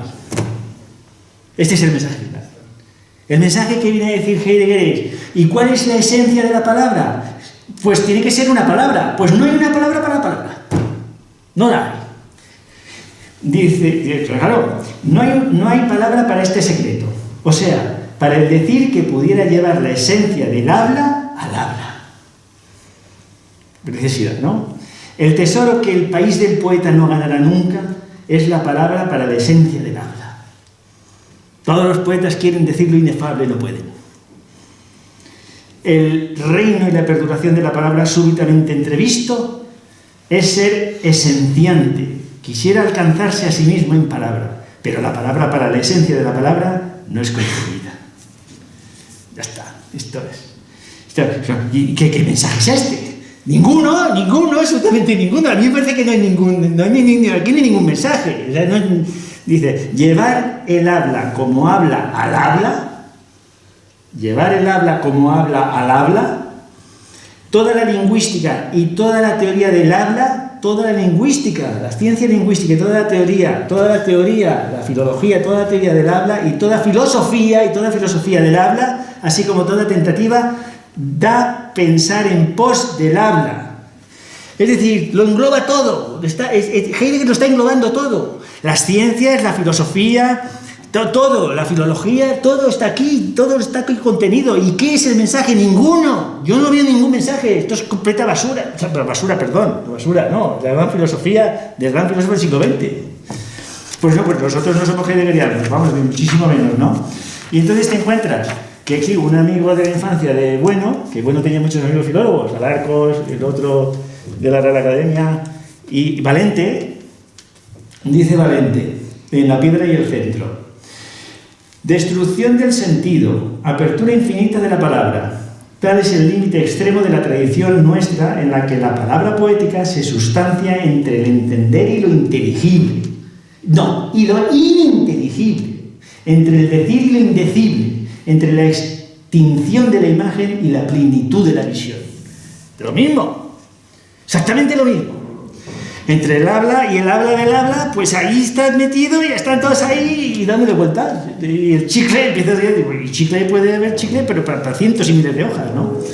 Esto es lo más profundo, lo más misterioso y lo más importante. Toma ya. Esto es lo más importante. Esto no es nada, ¿no? O sea, esto no es nada absolutamente. Bien, pues esto le dice, por ejemplo, Jonathan Kuller, una breve introducción a la teoría literaria, pues viene a reconocerlo. Que es un filólogo, dice que es la literatura, y dice, pues no lo sabe nadie. Dice, ¿por qué? Dice, porque hay tanta teoría, tantas ideas de la filosofía, tanta lingüística, tanta historia, tanta teoría política y tanto psicoanálisis, que lo de menos es que es la literatura. Psicoanálisis por todos lados, teoría marxista por todos lados, literatura comprometida, Sartre, por todos lados, y así constantemente. Esto yo creo que es lo que Bueno decía, que eran unos impostores. Esto es la figura del intelectual. La figura del intelectual y los artistas decían, bueno, son unos impostores, porque están diciendo, no están hablando de nada, están incorporándolo todo con una gran pretensión, pero no están diciendo, no se sabe lo que están haciendo. Bien, pues entonces, vamos a ver el planteamiento materialista. Joder, hasta que hemos llegado. Vamos a ver el planteamiento materialista, que es el contrario, ¿no? Que es el contrario. Y la razón que veo yo en la diferencia con el materialismo es que aquí hay mucha filosofía, desde luego, y hay muchas ideas filosóficas. Claro que sí, la existencia, el ser, la humanidad, lo que tú quieras. Pero ¿qué ocurre con todos los tratamientos literarios y todos los géneros literarios y todos los géneros artísticos? Pues que no es sistemático. Yo creo que es una filosofía, sí, pero no es sistemática. Esto yo creo que es la diferencia fundamental y completa. Y si no es sistemática, si no hay un sistema, si no pueden expresar un sistema, porque todo es intuitivo y directo y va al sentimiento, y son modelos, si no es sistemática, es mala filosofía. Que esto es Nietzsche, mala filosofía. Nietzsche es un filólogo. Mala filosofía, ahí no hay sistema ni nada, y está tratando de ideas importantísimas. Nada, no vale para nada. A mi modo de ver, no hay sistema. No puedes hacer un sistema desde... El sistema tiene que tener un criterio lógico, estructural, y diferentes, y bien, lo que el sistema de Bueno, tan difícil y tan complicado y de tantos años de elaboración. Esto no se hace con una obra de arte. Es imposible, porque es posible por el propio formato. Es que no es imposible, que no es posible. Entonces yo creo que el sistematismo aquí es la clave de todo. Y entonces la teoría del signo materialista, la teoría del signo de Bueno, lo que hace es coordinar los diferentes conceptos de las teorías que hay sobre el signo. Vamos a ver muy rápido.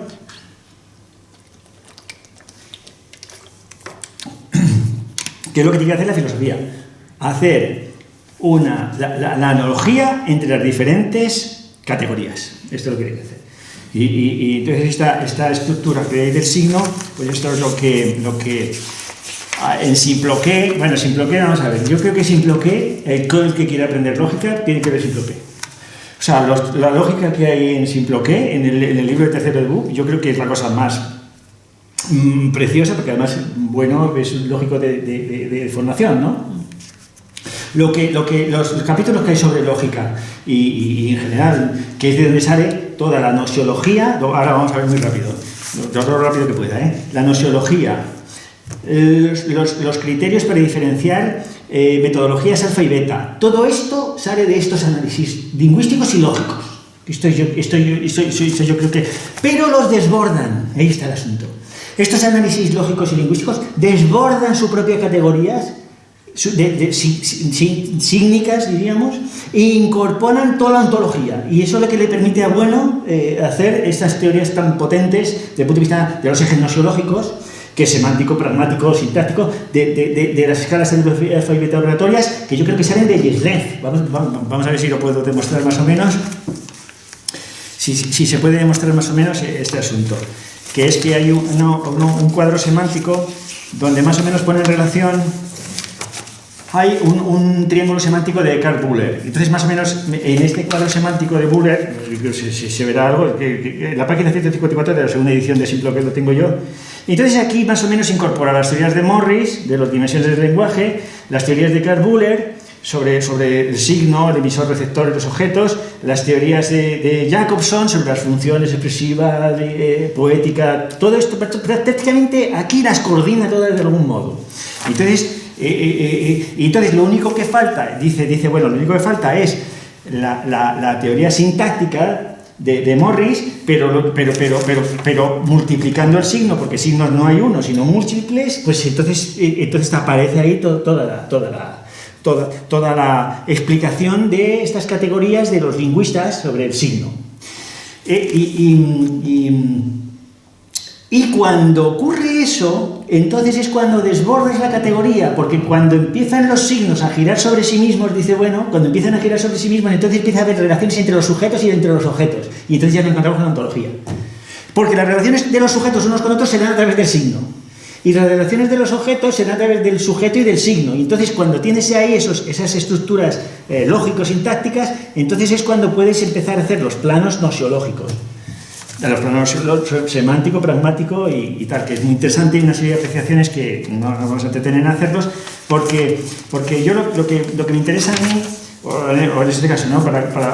es ver la lingüística de Jeslev, de Louis Jeslev, que esto yo creo que sería para otra ocasión, ir analizándola frase a frase, porque de la lingüística de Jeslev está viendo que la lingüística desborda la lingüística, pero a la vez está viendo que la inmanencia de la lingüística como ciencia tiene que ser inmanente, porque de ahí viene su potencia.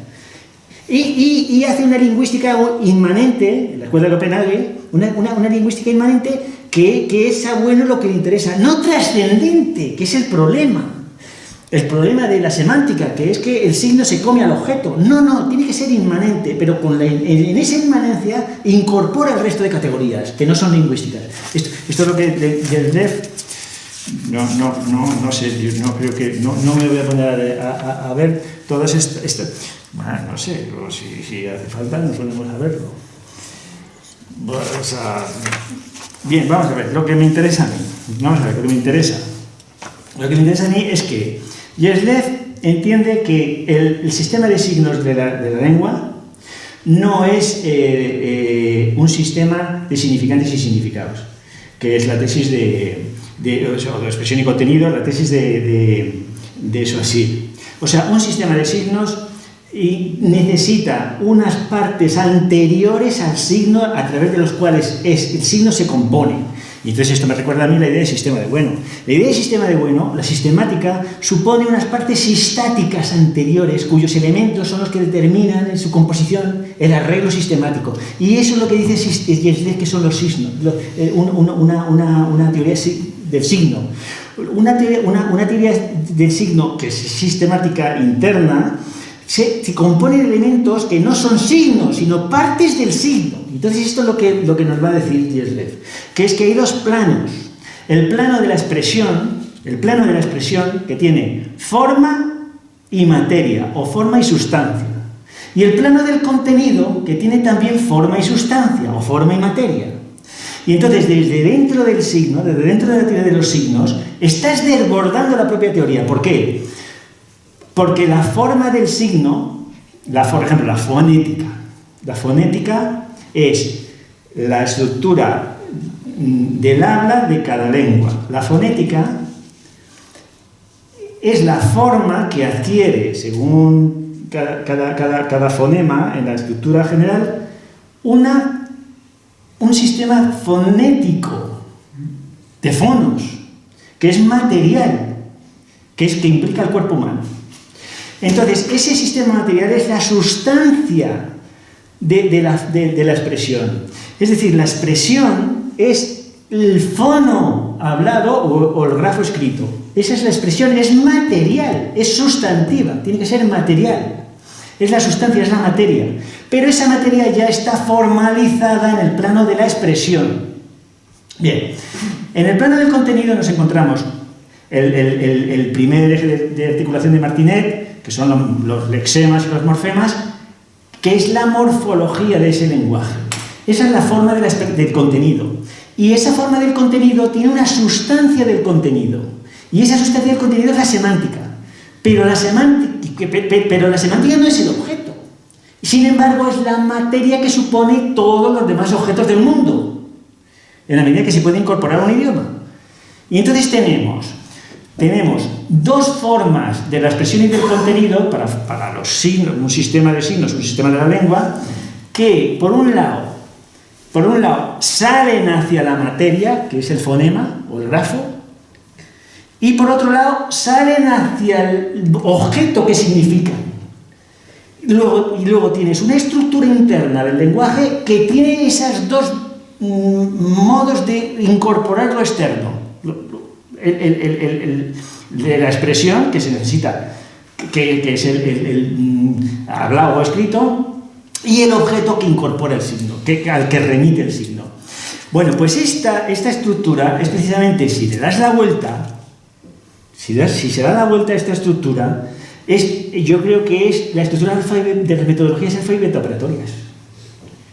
Esta estructura de Jenslev, por eso, claro, cuando dice Jenslev, que estas estructuras lingüísticas desbordan la propia lengua, exactamente es eso. Y del Jenslev mismo se da cuenta que toda ciencia en cuanto a sistema de signos tiene que tener esta estructura. Y yo creo que eso es lo que utiliza, si todo el mundo más o menos conoce las estructuras alfa y beta operatorias, ¿no? Alfa 1, alfa 2, beta 1 y beta 2, alfa 2, 1, alfa 2, 2, etc., ¿no? Bueno, pues precisamente en alfa 1 es donde está la fonética. Y dice, y la cibernética. En alfa 2 está la fonología o la morfología de Saussure. En beta 1 está la sintaxis. Y en beta 2 está la tecnología, la enseñanza de idiomas o la lingüística aplicada. Es decir, esta estructura alfa beta operatoria, donde está alfa 1, es precisamente dar la vuelta a la estructura del lenguaje de Jenslev. Y ahí se puede ver los niveles de objetividad de cada ciencia. Y entonces, el que quiera ver esto, ve que en la psicología, pues en alfa 1 está la psicología fisiológica, como la fonética, fisiológica. Y la parte de abajo, beta 2, está el psicoanálisis clínico, la clínica, que es donde operas al sujeto. Y así en todo lo demás. En política, por ejemplo, está la biopolítica, en alfa 1. Pero luego en beta 2 está la praxis, que es el contenido de la práctica política, y así todas las demás ciencias. Entonces, esto es cada uno que lo juzgue si es acertado o no, pero a mí me parece que es evidente que funciona más o menos así. Bien, entonces vamos a ver. Esto por lo que corresponde a estas cuestiones. Entonces, en la idea ontológica del lenguaje, por resaltar el lenguaje como un sistema de signos fundamental, ¿no? Donde los demás sistemas de signos se pueden incorporar, por ejemplo, el sistema de signos de los sordomudos, se puede incorporar al plano del lenguaje, etcétera, etcétera, ¿no? La tesis de Bueno es que el signo tiene un origen práctico. El signo es una cuestión práctica que va ligado a la estructura institucional del objeto. Entonces, el signo, en cuanto a institución, en cuanto tiene una permanencia en su repetibilidad, ¿no? en sus variaciones, pues entonces supone al objeto. Y entonces la construcción del mundo va vinculada a la construcción proposicional de los objetos, la construcción de los signos. Y entonces la ciencia se ve perfectamente. En la ciencia se ve perfectamente como estos dos planos, pero primero es el objetivo, primero es la cosa y luego ya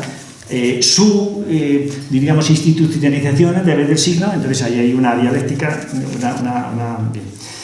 Bueno, entonces vamos a ver dos aplicaciones que tiene esto y ya está. Una, a las ciencias formales. La lógica y la matemática, porque la lógica y la matemática trabajan con signos. Es más, es que su propia materialidad es lo que llama Jeslev la forma de la expresión, la sustancia de la expresión, la materia de la expresión de Jeslev es precisamente lo que tratan las ciencias matemáticas y lógicas. Y por otro lado, vamos a ver lo que es la semántica, que es decir, es el plano del lenguaje trascendente a los objetos, que es lo que yo creo que es el plano de la literatura. El plano de la literatura es el plano significativo de las obras, ya sea porque los modelos de Dostoyevsky son figuras humanas, cada una que refleja una idea de humanidad o lo que sea, con una serie de paradigmas incorporados a ese modelo, a ese sujeto, o lo que sea. Bueno, voy a hacer esto y acabamos. Tampoco se puede decir aquí todo, ni nada, ¿no? Vamos a ver, por lo que respecta a las ciencias formales, nosotros entendemos que la lógica y la matemática es un materialismo formalista, es decir, son una serie de materias formalizadas. Pues esto es, materia formalizada, materia que tiene una conformación determinada, y entonces la potencia que tiene la matemática y la lógica no es por su trascendencia, es por su inmanencia, no es por su semántica, es por su fuerza como estructura abstracta para incorporar a todo tipo de estructura del mundo. Ahí está su importancia. Es decir, el materialismo filosófico no quiere ir a conocer lo último del fundamento de la realidad infinita y todas estas historias. No. Quiere ir a conocer estructuras internas, por ejemplo, con estos grafos, que tienen tal potencia que precisamente criterio de verdad y criterio de realidad. Este es el criterio absoluto de la filosofía, porque son unos signos que no implican una interpretación, no necesitan interpretación, están vinculados de tal manera unos a otros que eliminan cualquier interpretación, cualquier baile de cualquier historia, completamente. Solo hay que atenerse a esas estructuras internas y precisamente ahí coge su potencia. Esto es lo que realmente llama la atención, ¿no? ¿Cómo puede ser que la lógica sea lo que ha utilizado Dios para hacer el mundo? O la matemática, como decía Galileo. Si no habla del mundo. Por eso, ¿no? Por esto. Bien, entonces dice, bueno, no se puede explicar, habría que estar aquí un tipecito, ¿no? con estos asuntos, pero vamos a ver, para que se hagan una idea de cómo funcionan estas estructuras simbólicas. A ver. Que lo trata, bueno, en un artículo que se llama Operaciones autoformantes y heteroformantes, una distinción entre lógica y aritmética, o una cosa así, ¿no? Entonces, vamos a ver, el asunto es el siguiente. El asunto es el siguiente. Entre el plano de la expresión de Jeslev y el plano del contenido, y esto también lo dice Jeslev, por eso habría que leer a Jeslev unos problemas que tiene la teoría lingüística. En el plano de la expresión y el plano del contenido, lo que ocurre, dice, bueno, es que hay una retroalimentación. Y entonces la sintaxis determina la semántica y la semántica determina la sintaxis. Hay una circulación entre la estructura de los signos lógicos y matemáticos y su significado, que es interno. Esta es la clave del asunto. Hay una retroalimentación entre los dos planos. Y entonces, ¿qué ocurre? Que desaparece el doble plano operatorio. ¿Ciencias de doble plano operatorio? Casi todas. ¿Ciencias que no tienen doble plano operatorio? Cuando las operaciones han sido expulsadas. Y eso son la matemática y la lógica. Es decir, cuando desaparece el doble plano operatorio de Jeslev, porque se reabsorben mutuamente, entonces es cuando empieza a funcionar esta potencia de estas estructuras simbólicas. En la lógica y la aritmética. Dice, estos son símbolos cuyos objetos no están perfectamente determinados, puesto que precisamente se determinan en el acto mismo de significar. Se están determinando al significar. En tanto que ellos se tengan presente una red, etc. Vamos a ver. Entonces tenemos un tipo de símbolos que llama bueno, autogóricos, que son signos a la vez tautogóricos y autonímicos. Signos tautogóricos, cuando el significante causa el significado. El significante causa el significado. Por ejemplo, el cura en la Eucaristía consagra el pan y el vino y se convierten en cuerpo de Cristo. Ese acto lingüístico, simbólico, es tautogórico. Con el hecho de decirlo ya determina su semántica. Entonces puede decir dos cosas: que te lo creas, y entonces te comes el cuerpo de Cristo, o que no te lo creas, y entonces es un teatrillo. Puro teatrillo. Es un teatro, un señor en un púlpito haciendo teatro. Y signos autonímicos, donde el significante causa el significado causa el significante. Por ejemplo, el ejemplo que ponemos es la flecha del tiempo. Ponen una flecha del tiempo y entonces en la propia dirección de la flecha ya está incorporado el significado del tiempo. El significado del tiempo, la propia flecha, el signo. Bien. Y entonces cuando hay una circulación entre la causa del significado por el significante y la causa del significante por el significado, entonces ahí se produce una circulación y entonces es cuando aparecen los signos autogóricos. Dice, se cierra el círculo causal semántico, como si el significante regenerase el significado y recíprocamente. Este es lo que pasa con los signos lógicos y matemáticos. Entonces dice, el orden que brota del mismo desarrollo de las composiciones semánticas, por ejemplo, en A por 1 es A, se vincula la sintaxis y la semántica. Entonces hace unos análisis muy simples de lo que son propiedades y aspectos en función de módulos que tienen, por ejemplo, la intersección, la unión de A con A, la intersección de A intersección con A es A. La intersección de un conjunto consigo mismo es el mismo. Bien, pues aquí va a ocurrir una cosa que vamos a ver qué importancia tiene para el resto de clases. Porque cuando estás tratando la lógica, estás tratando la misma idea de clase dentro de la lógica. Por ejemplo, o sea, este tema de los módulos, por ejemplo, si tú pones un modus ponens, P implica Q, tienes P, raya, luego tienes Q, en la propia estructura que vas de arriba a abajo y de izquierda a derecha, P implica Q, P, Q, la Q del final es la misma Q del principio, pero como resultado lógico. Y la P igual. Entonces esa circulación entre la semántica y la sintaxis, la propia estructura de la inferencia, esto es lo que resalta bueno. Entonces hay dos tipos de operaciones, una que son autoformantes, por ejemplo, A por 1 es A, que es de la lógica, y otro que son heteroformantes. Heteroformantes ya son mucho más ricas, que es el caso de la aritmética. Por ejemplo, A elevado a 3, A por A por A por A, A por A por A, A elevado a 3. Y entonces diferencia lo que son las estructuras lógicas de las estructuras matemáticas por esto. Entonces vamos a lo que me interesa a mí. Estos análisis que salen de la lingüística y que se aplican a signos lógicos y matemáticos, ¿tienen repercusión sobre el resto de clases que nosotros utilizamos en filosofía? Nosotros en filosofía estamos utilizando clases constantemente. Por ejemplo, la izquierda, eso es una clase. Por ejemplo, la derecha. Por ejemplo, la cultura, eso es una clase. Por ejemplo, el arte, eso es una idea de clase. Nosotros trabajamos con clases, trabajamos con ideas. Bien, pues resulta lo siguiente. Dice, bueno, que hay dos modos principales del curso de las operaciones. Dos modos principales del curso de las operaciones de los autoformantes. Una, cuando hay una reiteración del módulo. Cuando hay una reiteración del módulo. Y otra cuando se reabsorbe el módulo. Bueno, voy a explicar muy rápido para que se vea. Cuando tú dices que A es igual, que A por 1 es A, entonces hay una reaplicación de A.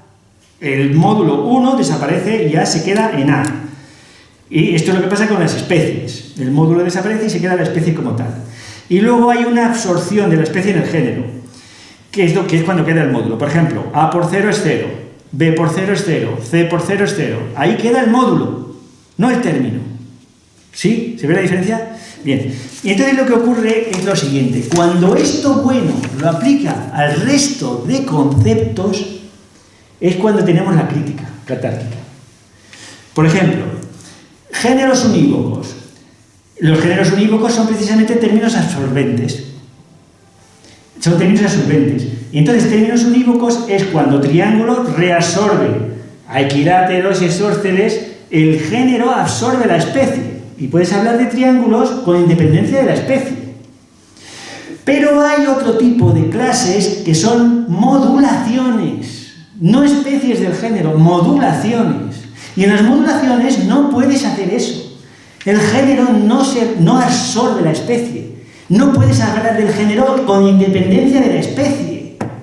Y entonces poner los géneros de los diferentes tipos de palanca. Hay 3 tipos de palanca. Tú no puedes hablar de la palanca con independencia de algún tipo de palanca.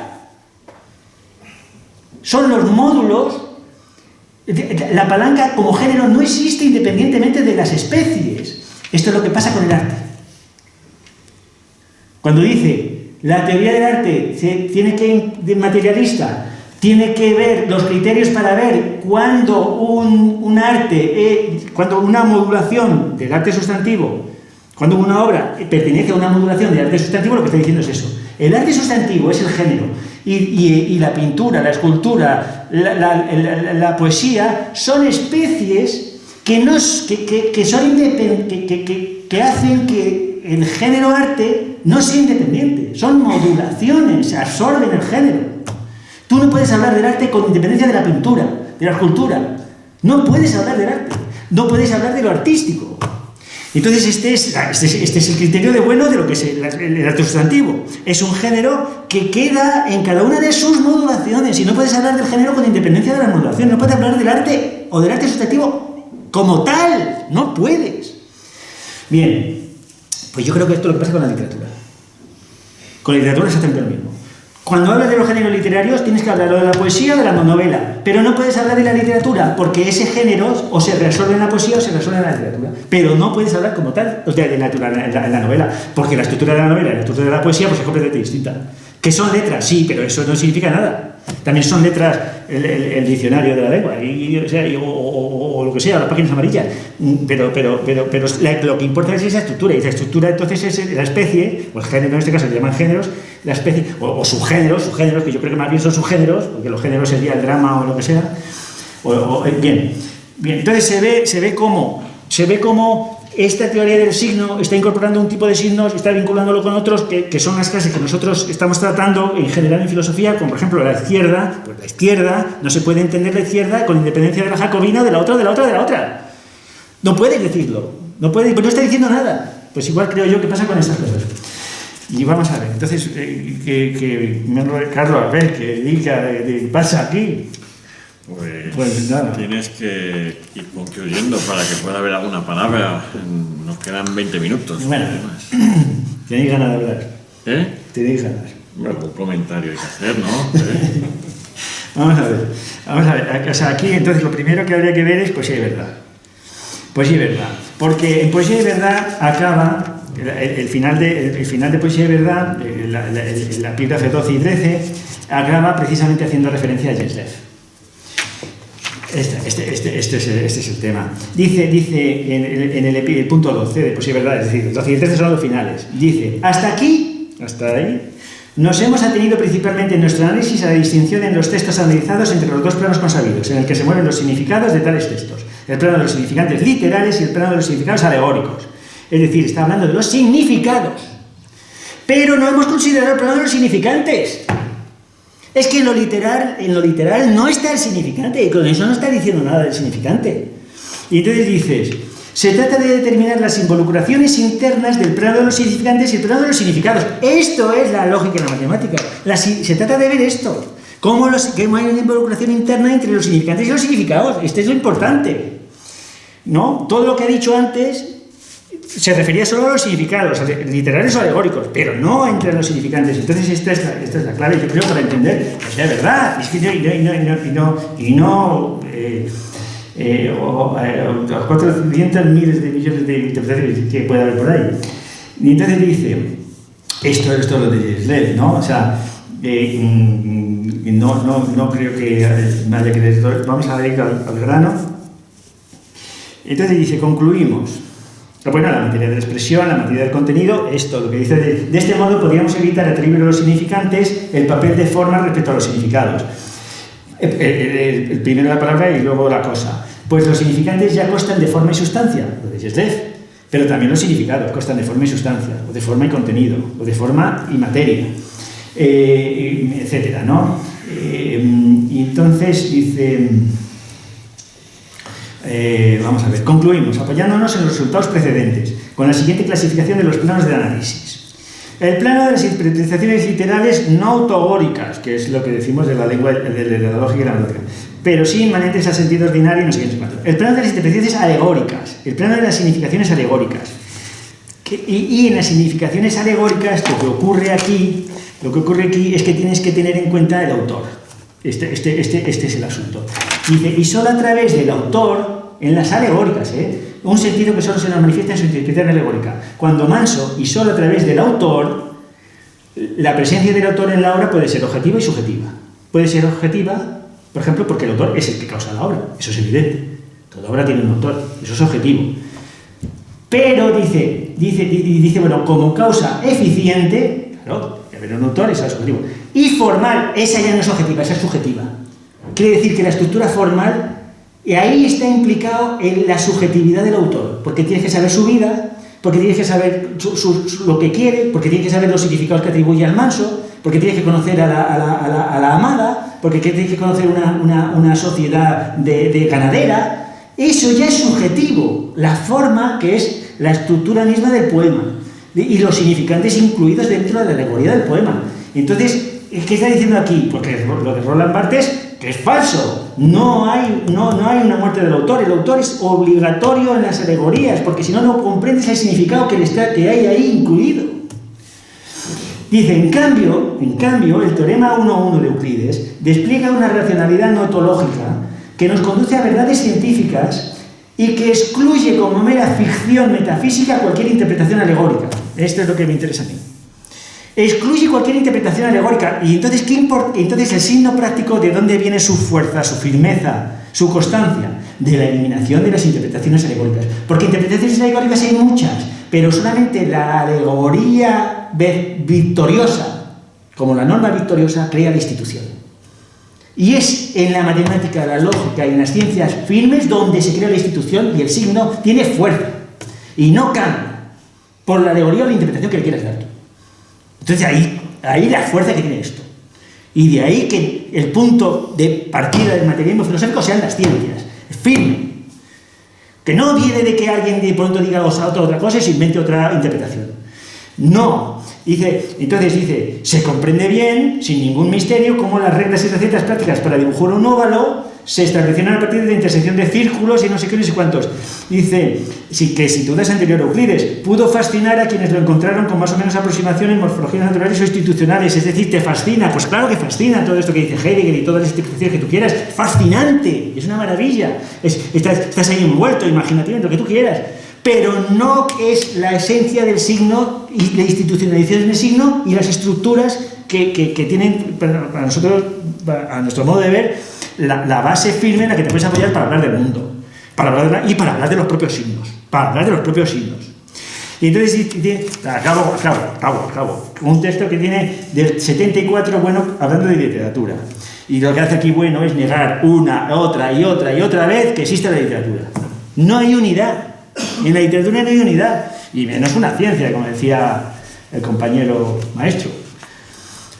Ciencia solamente, ¿no? Y lo dice una y otra vez, de todas las maneras posibles, Sencillamente insistir en el carácter heterogéneo de lo que entendemos por literatura. Me parece que cubre campos tan diversos que no puede tener un tratamiento común, que no tiene un tratamiento común, es que no puede tener un tratamiento común. Tienes que ir a cada género en particular, como pasa con las artes, tienes que ir a cada arte. Si quieres aprender pintura, tienes que pintar. No, yo quiero ser artista. ¿Qué eso qué es? ¿Dónde voy a aprender a ser artista? No, es que no existe, es que es una pura fantasía metafísica, una hipóstasis, ¿no? Entonces, dice, habrá una unidad común, pero que quizá fuera oblicua, porque todas son letras. Pero esas son cuestiones que no afectarían a la propia estructura de la obra. Entonces, la palabra literatura es, en definitiva, confusa. Y la unidad que puede englobar el concepto de literatura es completamente equívoca.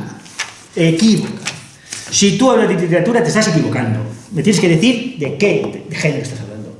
Te estás hablando de teatro, te estás hablando de lo que sea, pero no, si no me dices, te estás equivocando, etcétera, etcétera. Y así lo dice de un modo o de otro 40.000 veces por todos los sitios.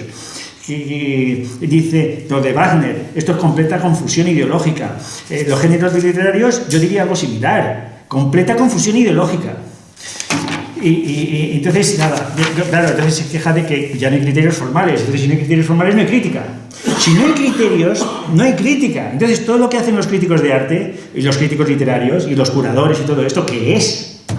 Si no tienen criterios, es que no tienen criterios. Pues pura ideología, lo que critica para una paja, ideología, de izquierdas, esto es lo que hay, en el cine y en todos lados, pura ideología, porque no hay criterios para juzgar, ¿no? Y entonces, ¿de dónde saca su juicio el crítico? ¿De sí mismo? Imposible. Lo saca de alguna nematología, de alguna filosofía. ¿De cuáles? Pues yo creo que de todas estas que hemos visto, de todas estas que vienen de los románticos, que evidentemente de ahí lo saca. Y entonces se pone a pensar y le sale eso como a Sabater, creo yo. Pero bueno, como tenemos a Bueno, lo podemos de otro modo. Vamos a dejarlo. Muy bien. Pues nada.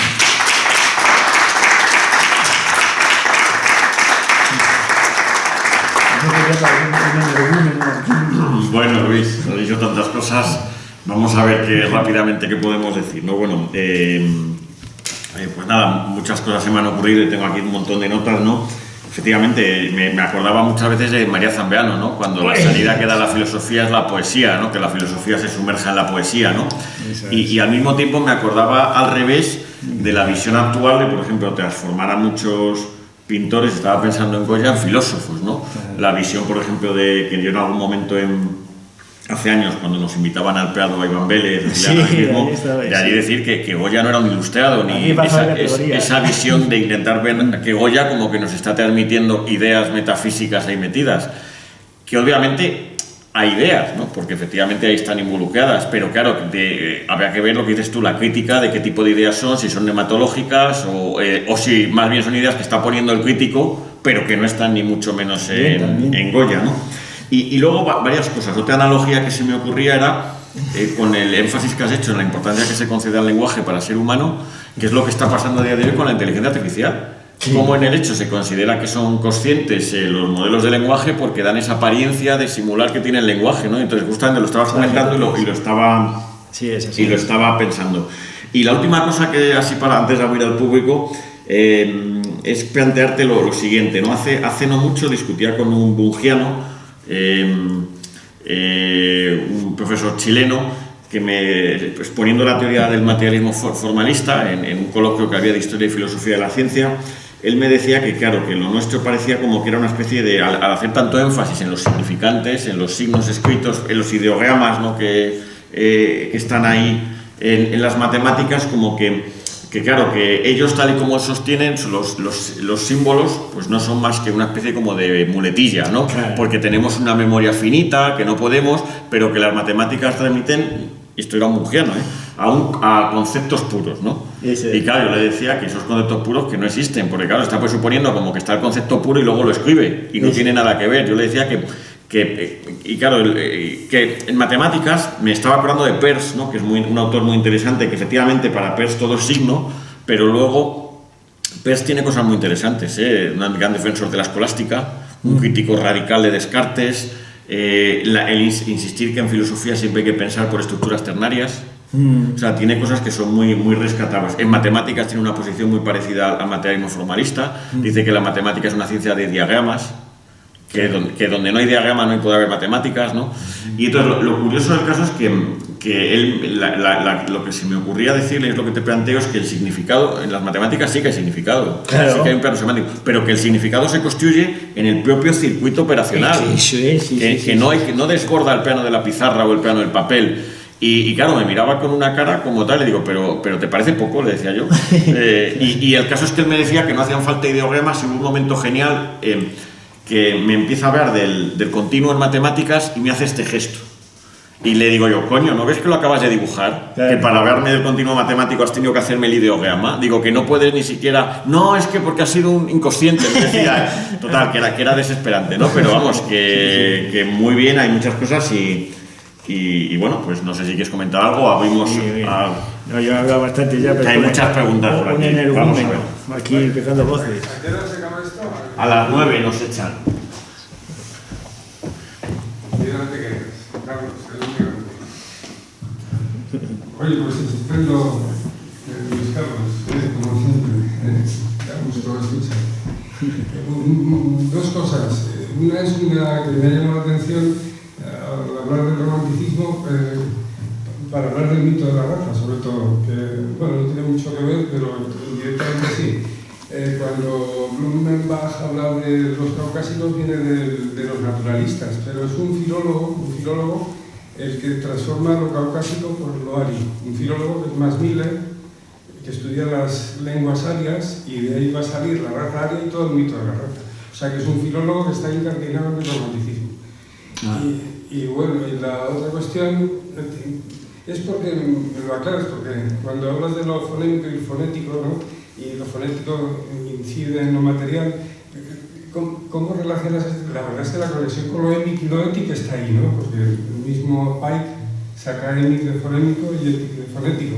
Sería como sacarlo de ahí, ¿no? Lo émico y lo ético para aplicarlo a un montón de categorías. Sí, pero dándole la vuelta a Pike, ¿eh? Sí. Porque en Pike la verdad está en lo émico.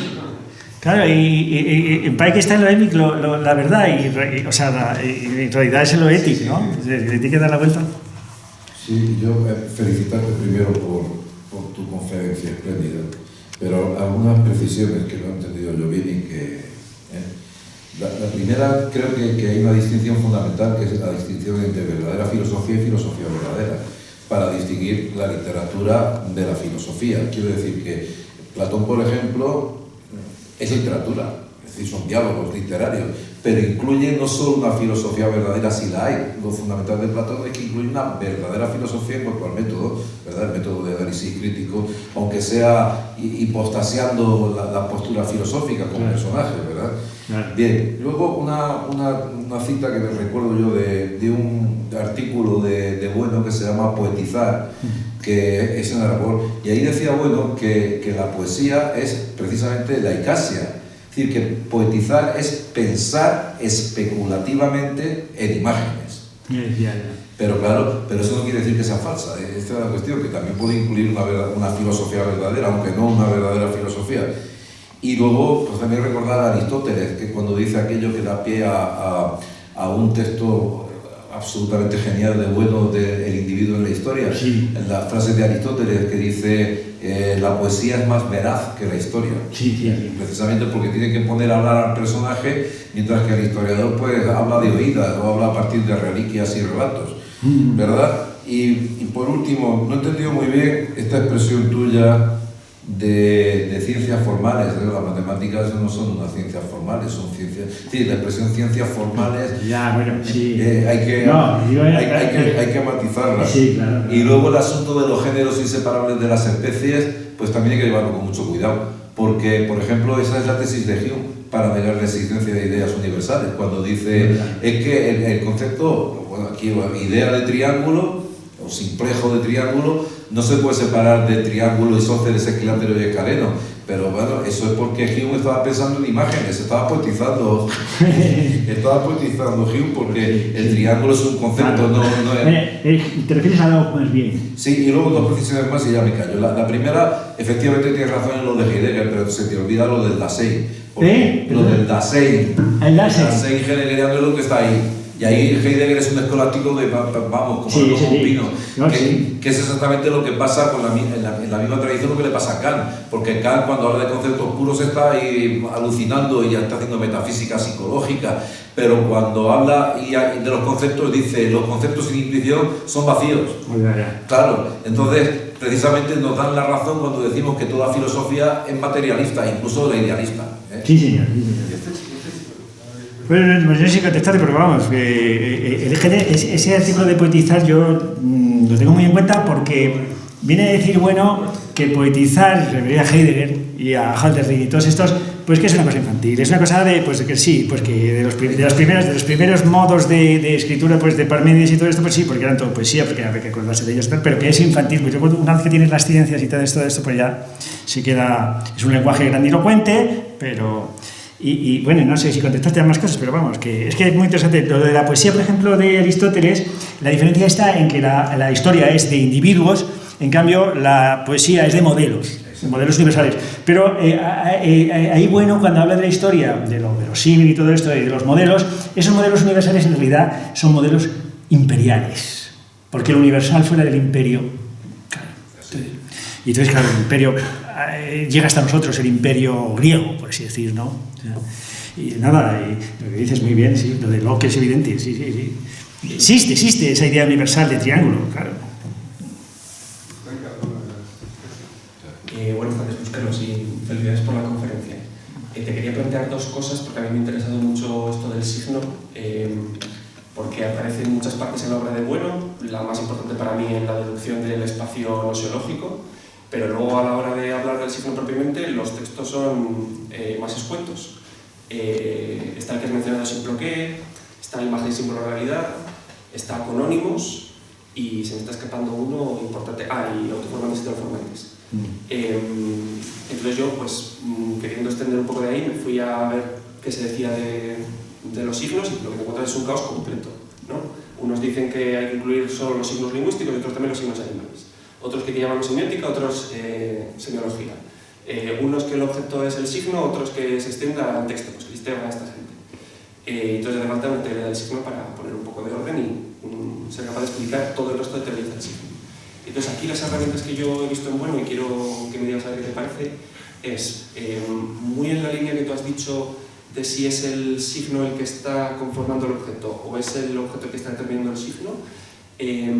Hay una parte del diccionario filosófico, en la parte de filosofía del arte, cuando habla de el subjetivismo estético y el objetivismo estético, que la diferencia la pone en que el subjetivismo es expresionista, ¿no? Parte de la expresión, y el objetivismo es representacionista. Y yo la diferencia la veo en que el subjetivismo está viendo directamente la expresión de un sujeto en un objeto, es el artista el que inmediatamente expresa unos sentimientos o lo que fuera en la obra de arte por medio de los signos, y esto lo ves en cuanto abres un libro de semiótica, enseguida te encuentras a alguien que dice que es un sujeto el que expresa en un signo un pensamiento que se refleja luego en otro, en fin. Y luego están las teorías, y ahí es donde veo yo lo que tú dices de que es el signo el que está determinando el objeto, o el sujeto, gracias al signo, el que está determinando el objeto. Y luego estarían las teorías representacionistas, que a mí no me parece sea exactamente, y esto es lo que te quería comentar, que sea el objeto el que está determinando el signo, sino que las representacionistas aparecen cuando tú lo que tienes es no un análisis metamérico, sino diamérico, cuando tienes múltiples objetos y múltiples signos que están conformándose entre sí. Y cuando tienes objetos relacionados con objetos por medio de signos, lo que te aparecen son los referenciales, y cuando tienes signos relacionados con signos relacionados por objetos, lo que tienes son los términos. Entonces es cuando tienes toda esa pluralidad y lo atacas desde las partes, desde la multiplicidad de los signos, no desde un signo con un objeto, cuando te aparece esto. Entonces, lo que tú has dicho de que es más bien el objeto el que determina el signo, me parece que corre el riesgo de caer en el enfoque descripcionista, y no el propiamente materialista, que es el diamérico, el circularista. Eso por un lado. Y luego, cuando yo empecé con lo de los signos, pensé, vale, pues hay signos matemáticos, ¿no? Intentaba cortarlos con las categorías. Hay signos matemáticos, hay signos biológicos, hay signos físicos. Y luego me di cuenta de que no es exactamente así. Que lo que pasa es que tú tienes la tríada, ¿no? Signos, objetos y sujetos, y ahí tú no tienes todavía las partes formales de las ciencias o de las técnicas. Ahí tú tienes partes materiales, porque un mismo objeto no pertenece a una única categoría, pertenece a varias, ¿no? Una columna, pues es una columna en arquitectura, pero es un cono en geometría, es calcita en química. Un sujeto pues puede ser físico, puede ser matemático, puede estar haciendo varias cosas. Igualmente un signo puede ser, pues yo qué sé, la fórmula de fuerza igual a masa por aceleración. Pues la m de masa, pues cuando estoy haciendo operaciones aritméticas en el papel, pues es un signo aritmético, y por eso puedo restarlo, sumarlo, derivarlo, etc. Pero no es un signo meramente tautográfico, porque está refiriendo a los números que me salen a mí cuando pongo un peso en la balanza, y no, está refiriendo a otros objetos que están dentro del circuito categorial de la física. Entonces, la línea en la que quiero preguntarte es sobre cuál es el campo de la filosofía en el que es pertinente tratar los signos. Porque tú lo que intentas es partir de un enfoque categorial y el propio contenido del signo, la propia función del signo, los lugares filosóficos en los que aparece, desborda esa categoría. Entonces, el signo para mí, el lugar que tiene, no es una categoría, no cierra la semiótica en una ciencia ni nada, sino que yo creo que estaría más en la línea de la lógica material. No es el signo en un circuito como sería la lógica proposicional, la lógica de clases, que son lógicas formales, sino lógica material que ya está, para mí, en el camino de la ontología, más bien. No sé qué conseguir. Bien. Sí, en el camino de la ontología, sí, exactamente. O sea, sí, nosotros no tenemos una teoría lingüística del signo, tenemos una teoría filosófica, ontológica, sí, evidente, sí. Ahora, vamos a ver, que sea expresionista, hay obras que son, que son representaciones, y el arte moderno no, el arte moderno, por ejemplo, en pintura no hay representación de nada, ¿no? Pero que sea representación y tenga que ser la teoría descriptiva, eso yo creo que está más bien dentro de la fenomenología del arte. Que hay una descripción de vivencias o hay una descripción de estructuras esenciales de la obra. Pero desde nuestro punto de vista no. Desde nuestro punto de vista, en la objetividad de la obra apotética, ahí es donde están sus valores lingüísticos o sus valores pictóricos o sus valores arquitectónicos. En la objetividad de la propia obra. Entonces, no es una descripción. No, o sea, que hacer una descripción desde el punto de vista positivista o desde el punto de vista que se hace normalmente, ¿no? Que luego son cuestiones psicológicas o lo que sea, sino que lo que tienes que ver son las estructuras, las funciones, la morfología. Eso es lo que tienes que hacer en el análisis de esas obras, más que descripción, ¿no? Desde el punto de vista de la representación, ¿no? Y luego, esto que dices del signo de la categoría es evidente. O sea, nosotros hablamos del signo porque estamos hablando desde el plano lingüístico, pero claro, desde cada categoría las cosas cambian completamente, es que cambian completamente. O sea, ahí la estructura categorial está determinando completamente las estructuras gramaticales o sea, las estructuras lingüísticas de la propia categoría. O sea, eso sí, yo creo que eso es evidente. Sí. Los términos, las relaciones, todas estas historias. En la química es una cosa, en la cosmología es otra, o sea, que ahí, claro, ahí te tienes que atener. Y entonces yo creo que sí que es el objeto el que determina esas estructuras lingüísticas o estructuras proposicionales, ¿no? Que están vinculadas a ello. Creo yo, o sea, no hace falta que sea una lógica formal, ¿no? Este es un ejemplo que hemos puesto, ¿no? De esa realimentación, que dice, bueno, que también pasa en la música. La música, precisamente, el contenido de la música es precisamente su expresión, está diciendo esto. O sea, yo creo que está diciendo, bueno, esto, es que hay una realimentación en la música entre el contenido y la forma, ¿no?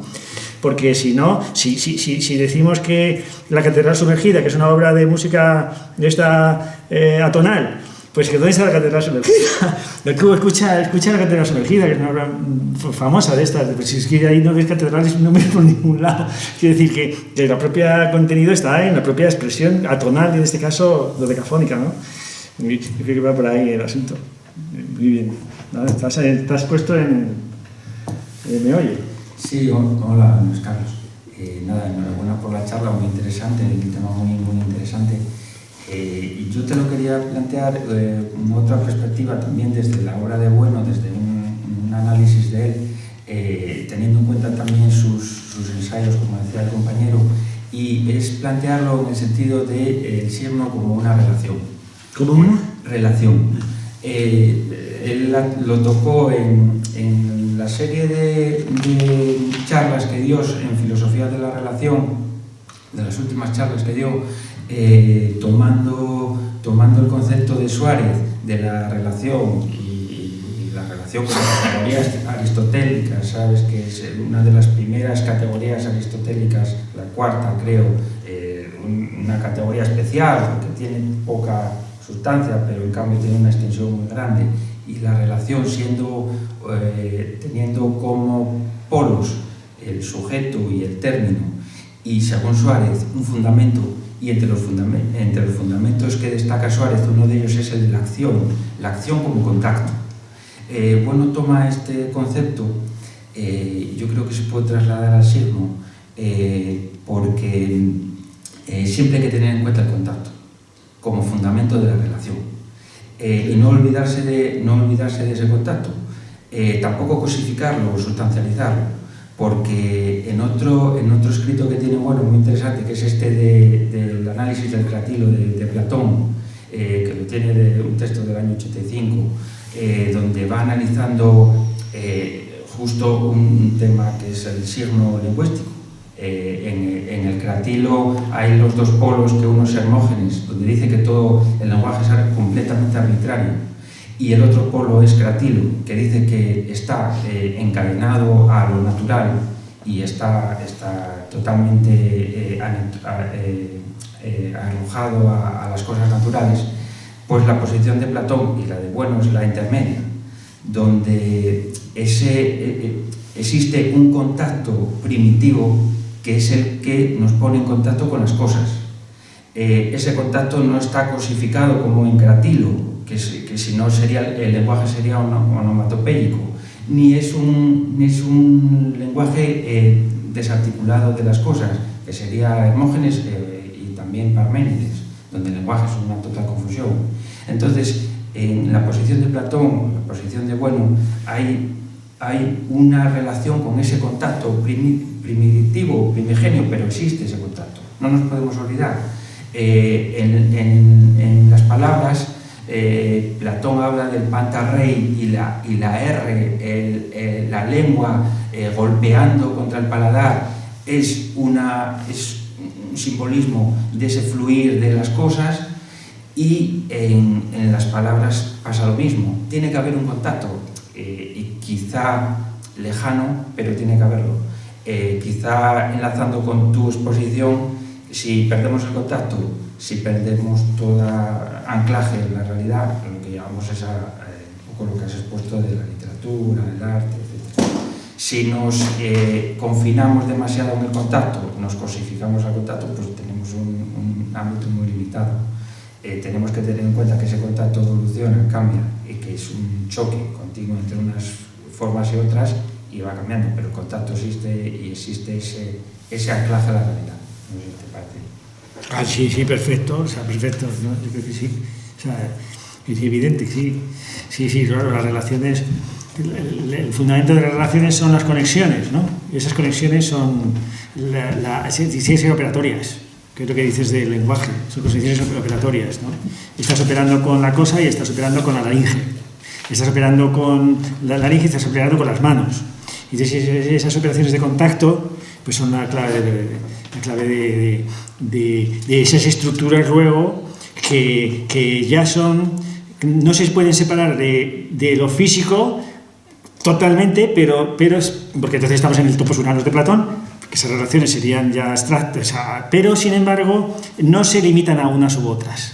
Esa abstracción permite que sean comunes, pero que no se reduzcan a unos contactos u otros, sino que las desborden, ¿no? Por así decirlo, ¿no? Eso de las relaciones esas, ¿no? Las relaciones de lo que sea, las relaciones gramaticales o las relaciones fonéticas o esto, ¿no?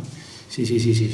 Sí, no, yo creo que todas esas conferencias que da Bueno al final, la teoría de las relaciones, lo de unidad e identidad, todas estas cosas yo creo que son capítulos del tomo 6 del cierre categorial. Yo creo que no lo llega, pero que lleva muchos años diciendo que lo está escribiendo, lleva muchos años diciéndolo, pero sin embargo luego no lo escribió, lo que sea, pero que sale ahí. Entonces estas conferencias, que son 3 o 4 conferencias, ¿no? Que hay unas cuantas, y es una maravilla eso, sí. Y hay que tenerlo muy en cuenta, aunque no esté escrito, ¿no? Pero bueno. Bueno, pues dándote las gracias, Luis, por esta magnífica charla. Nos vas a obligar a empezar una hora antes, ¿no? Para tener más tiempo. Solamente nos queda empezarles al primer diálogo del próximo año, de 2026. Será el martes 13 de enero. Estará aquí Alberto Esteban, acompañado probablemente de Iván Vélez, para presentar su libro Gustavo Bueno, materializando la filosofía. Así que nada, les esperamos aquí. Muchas gracias.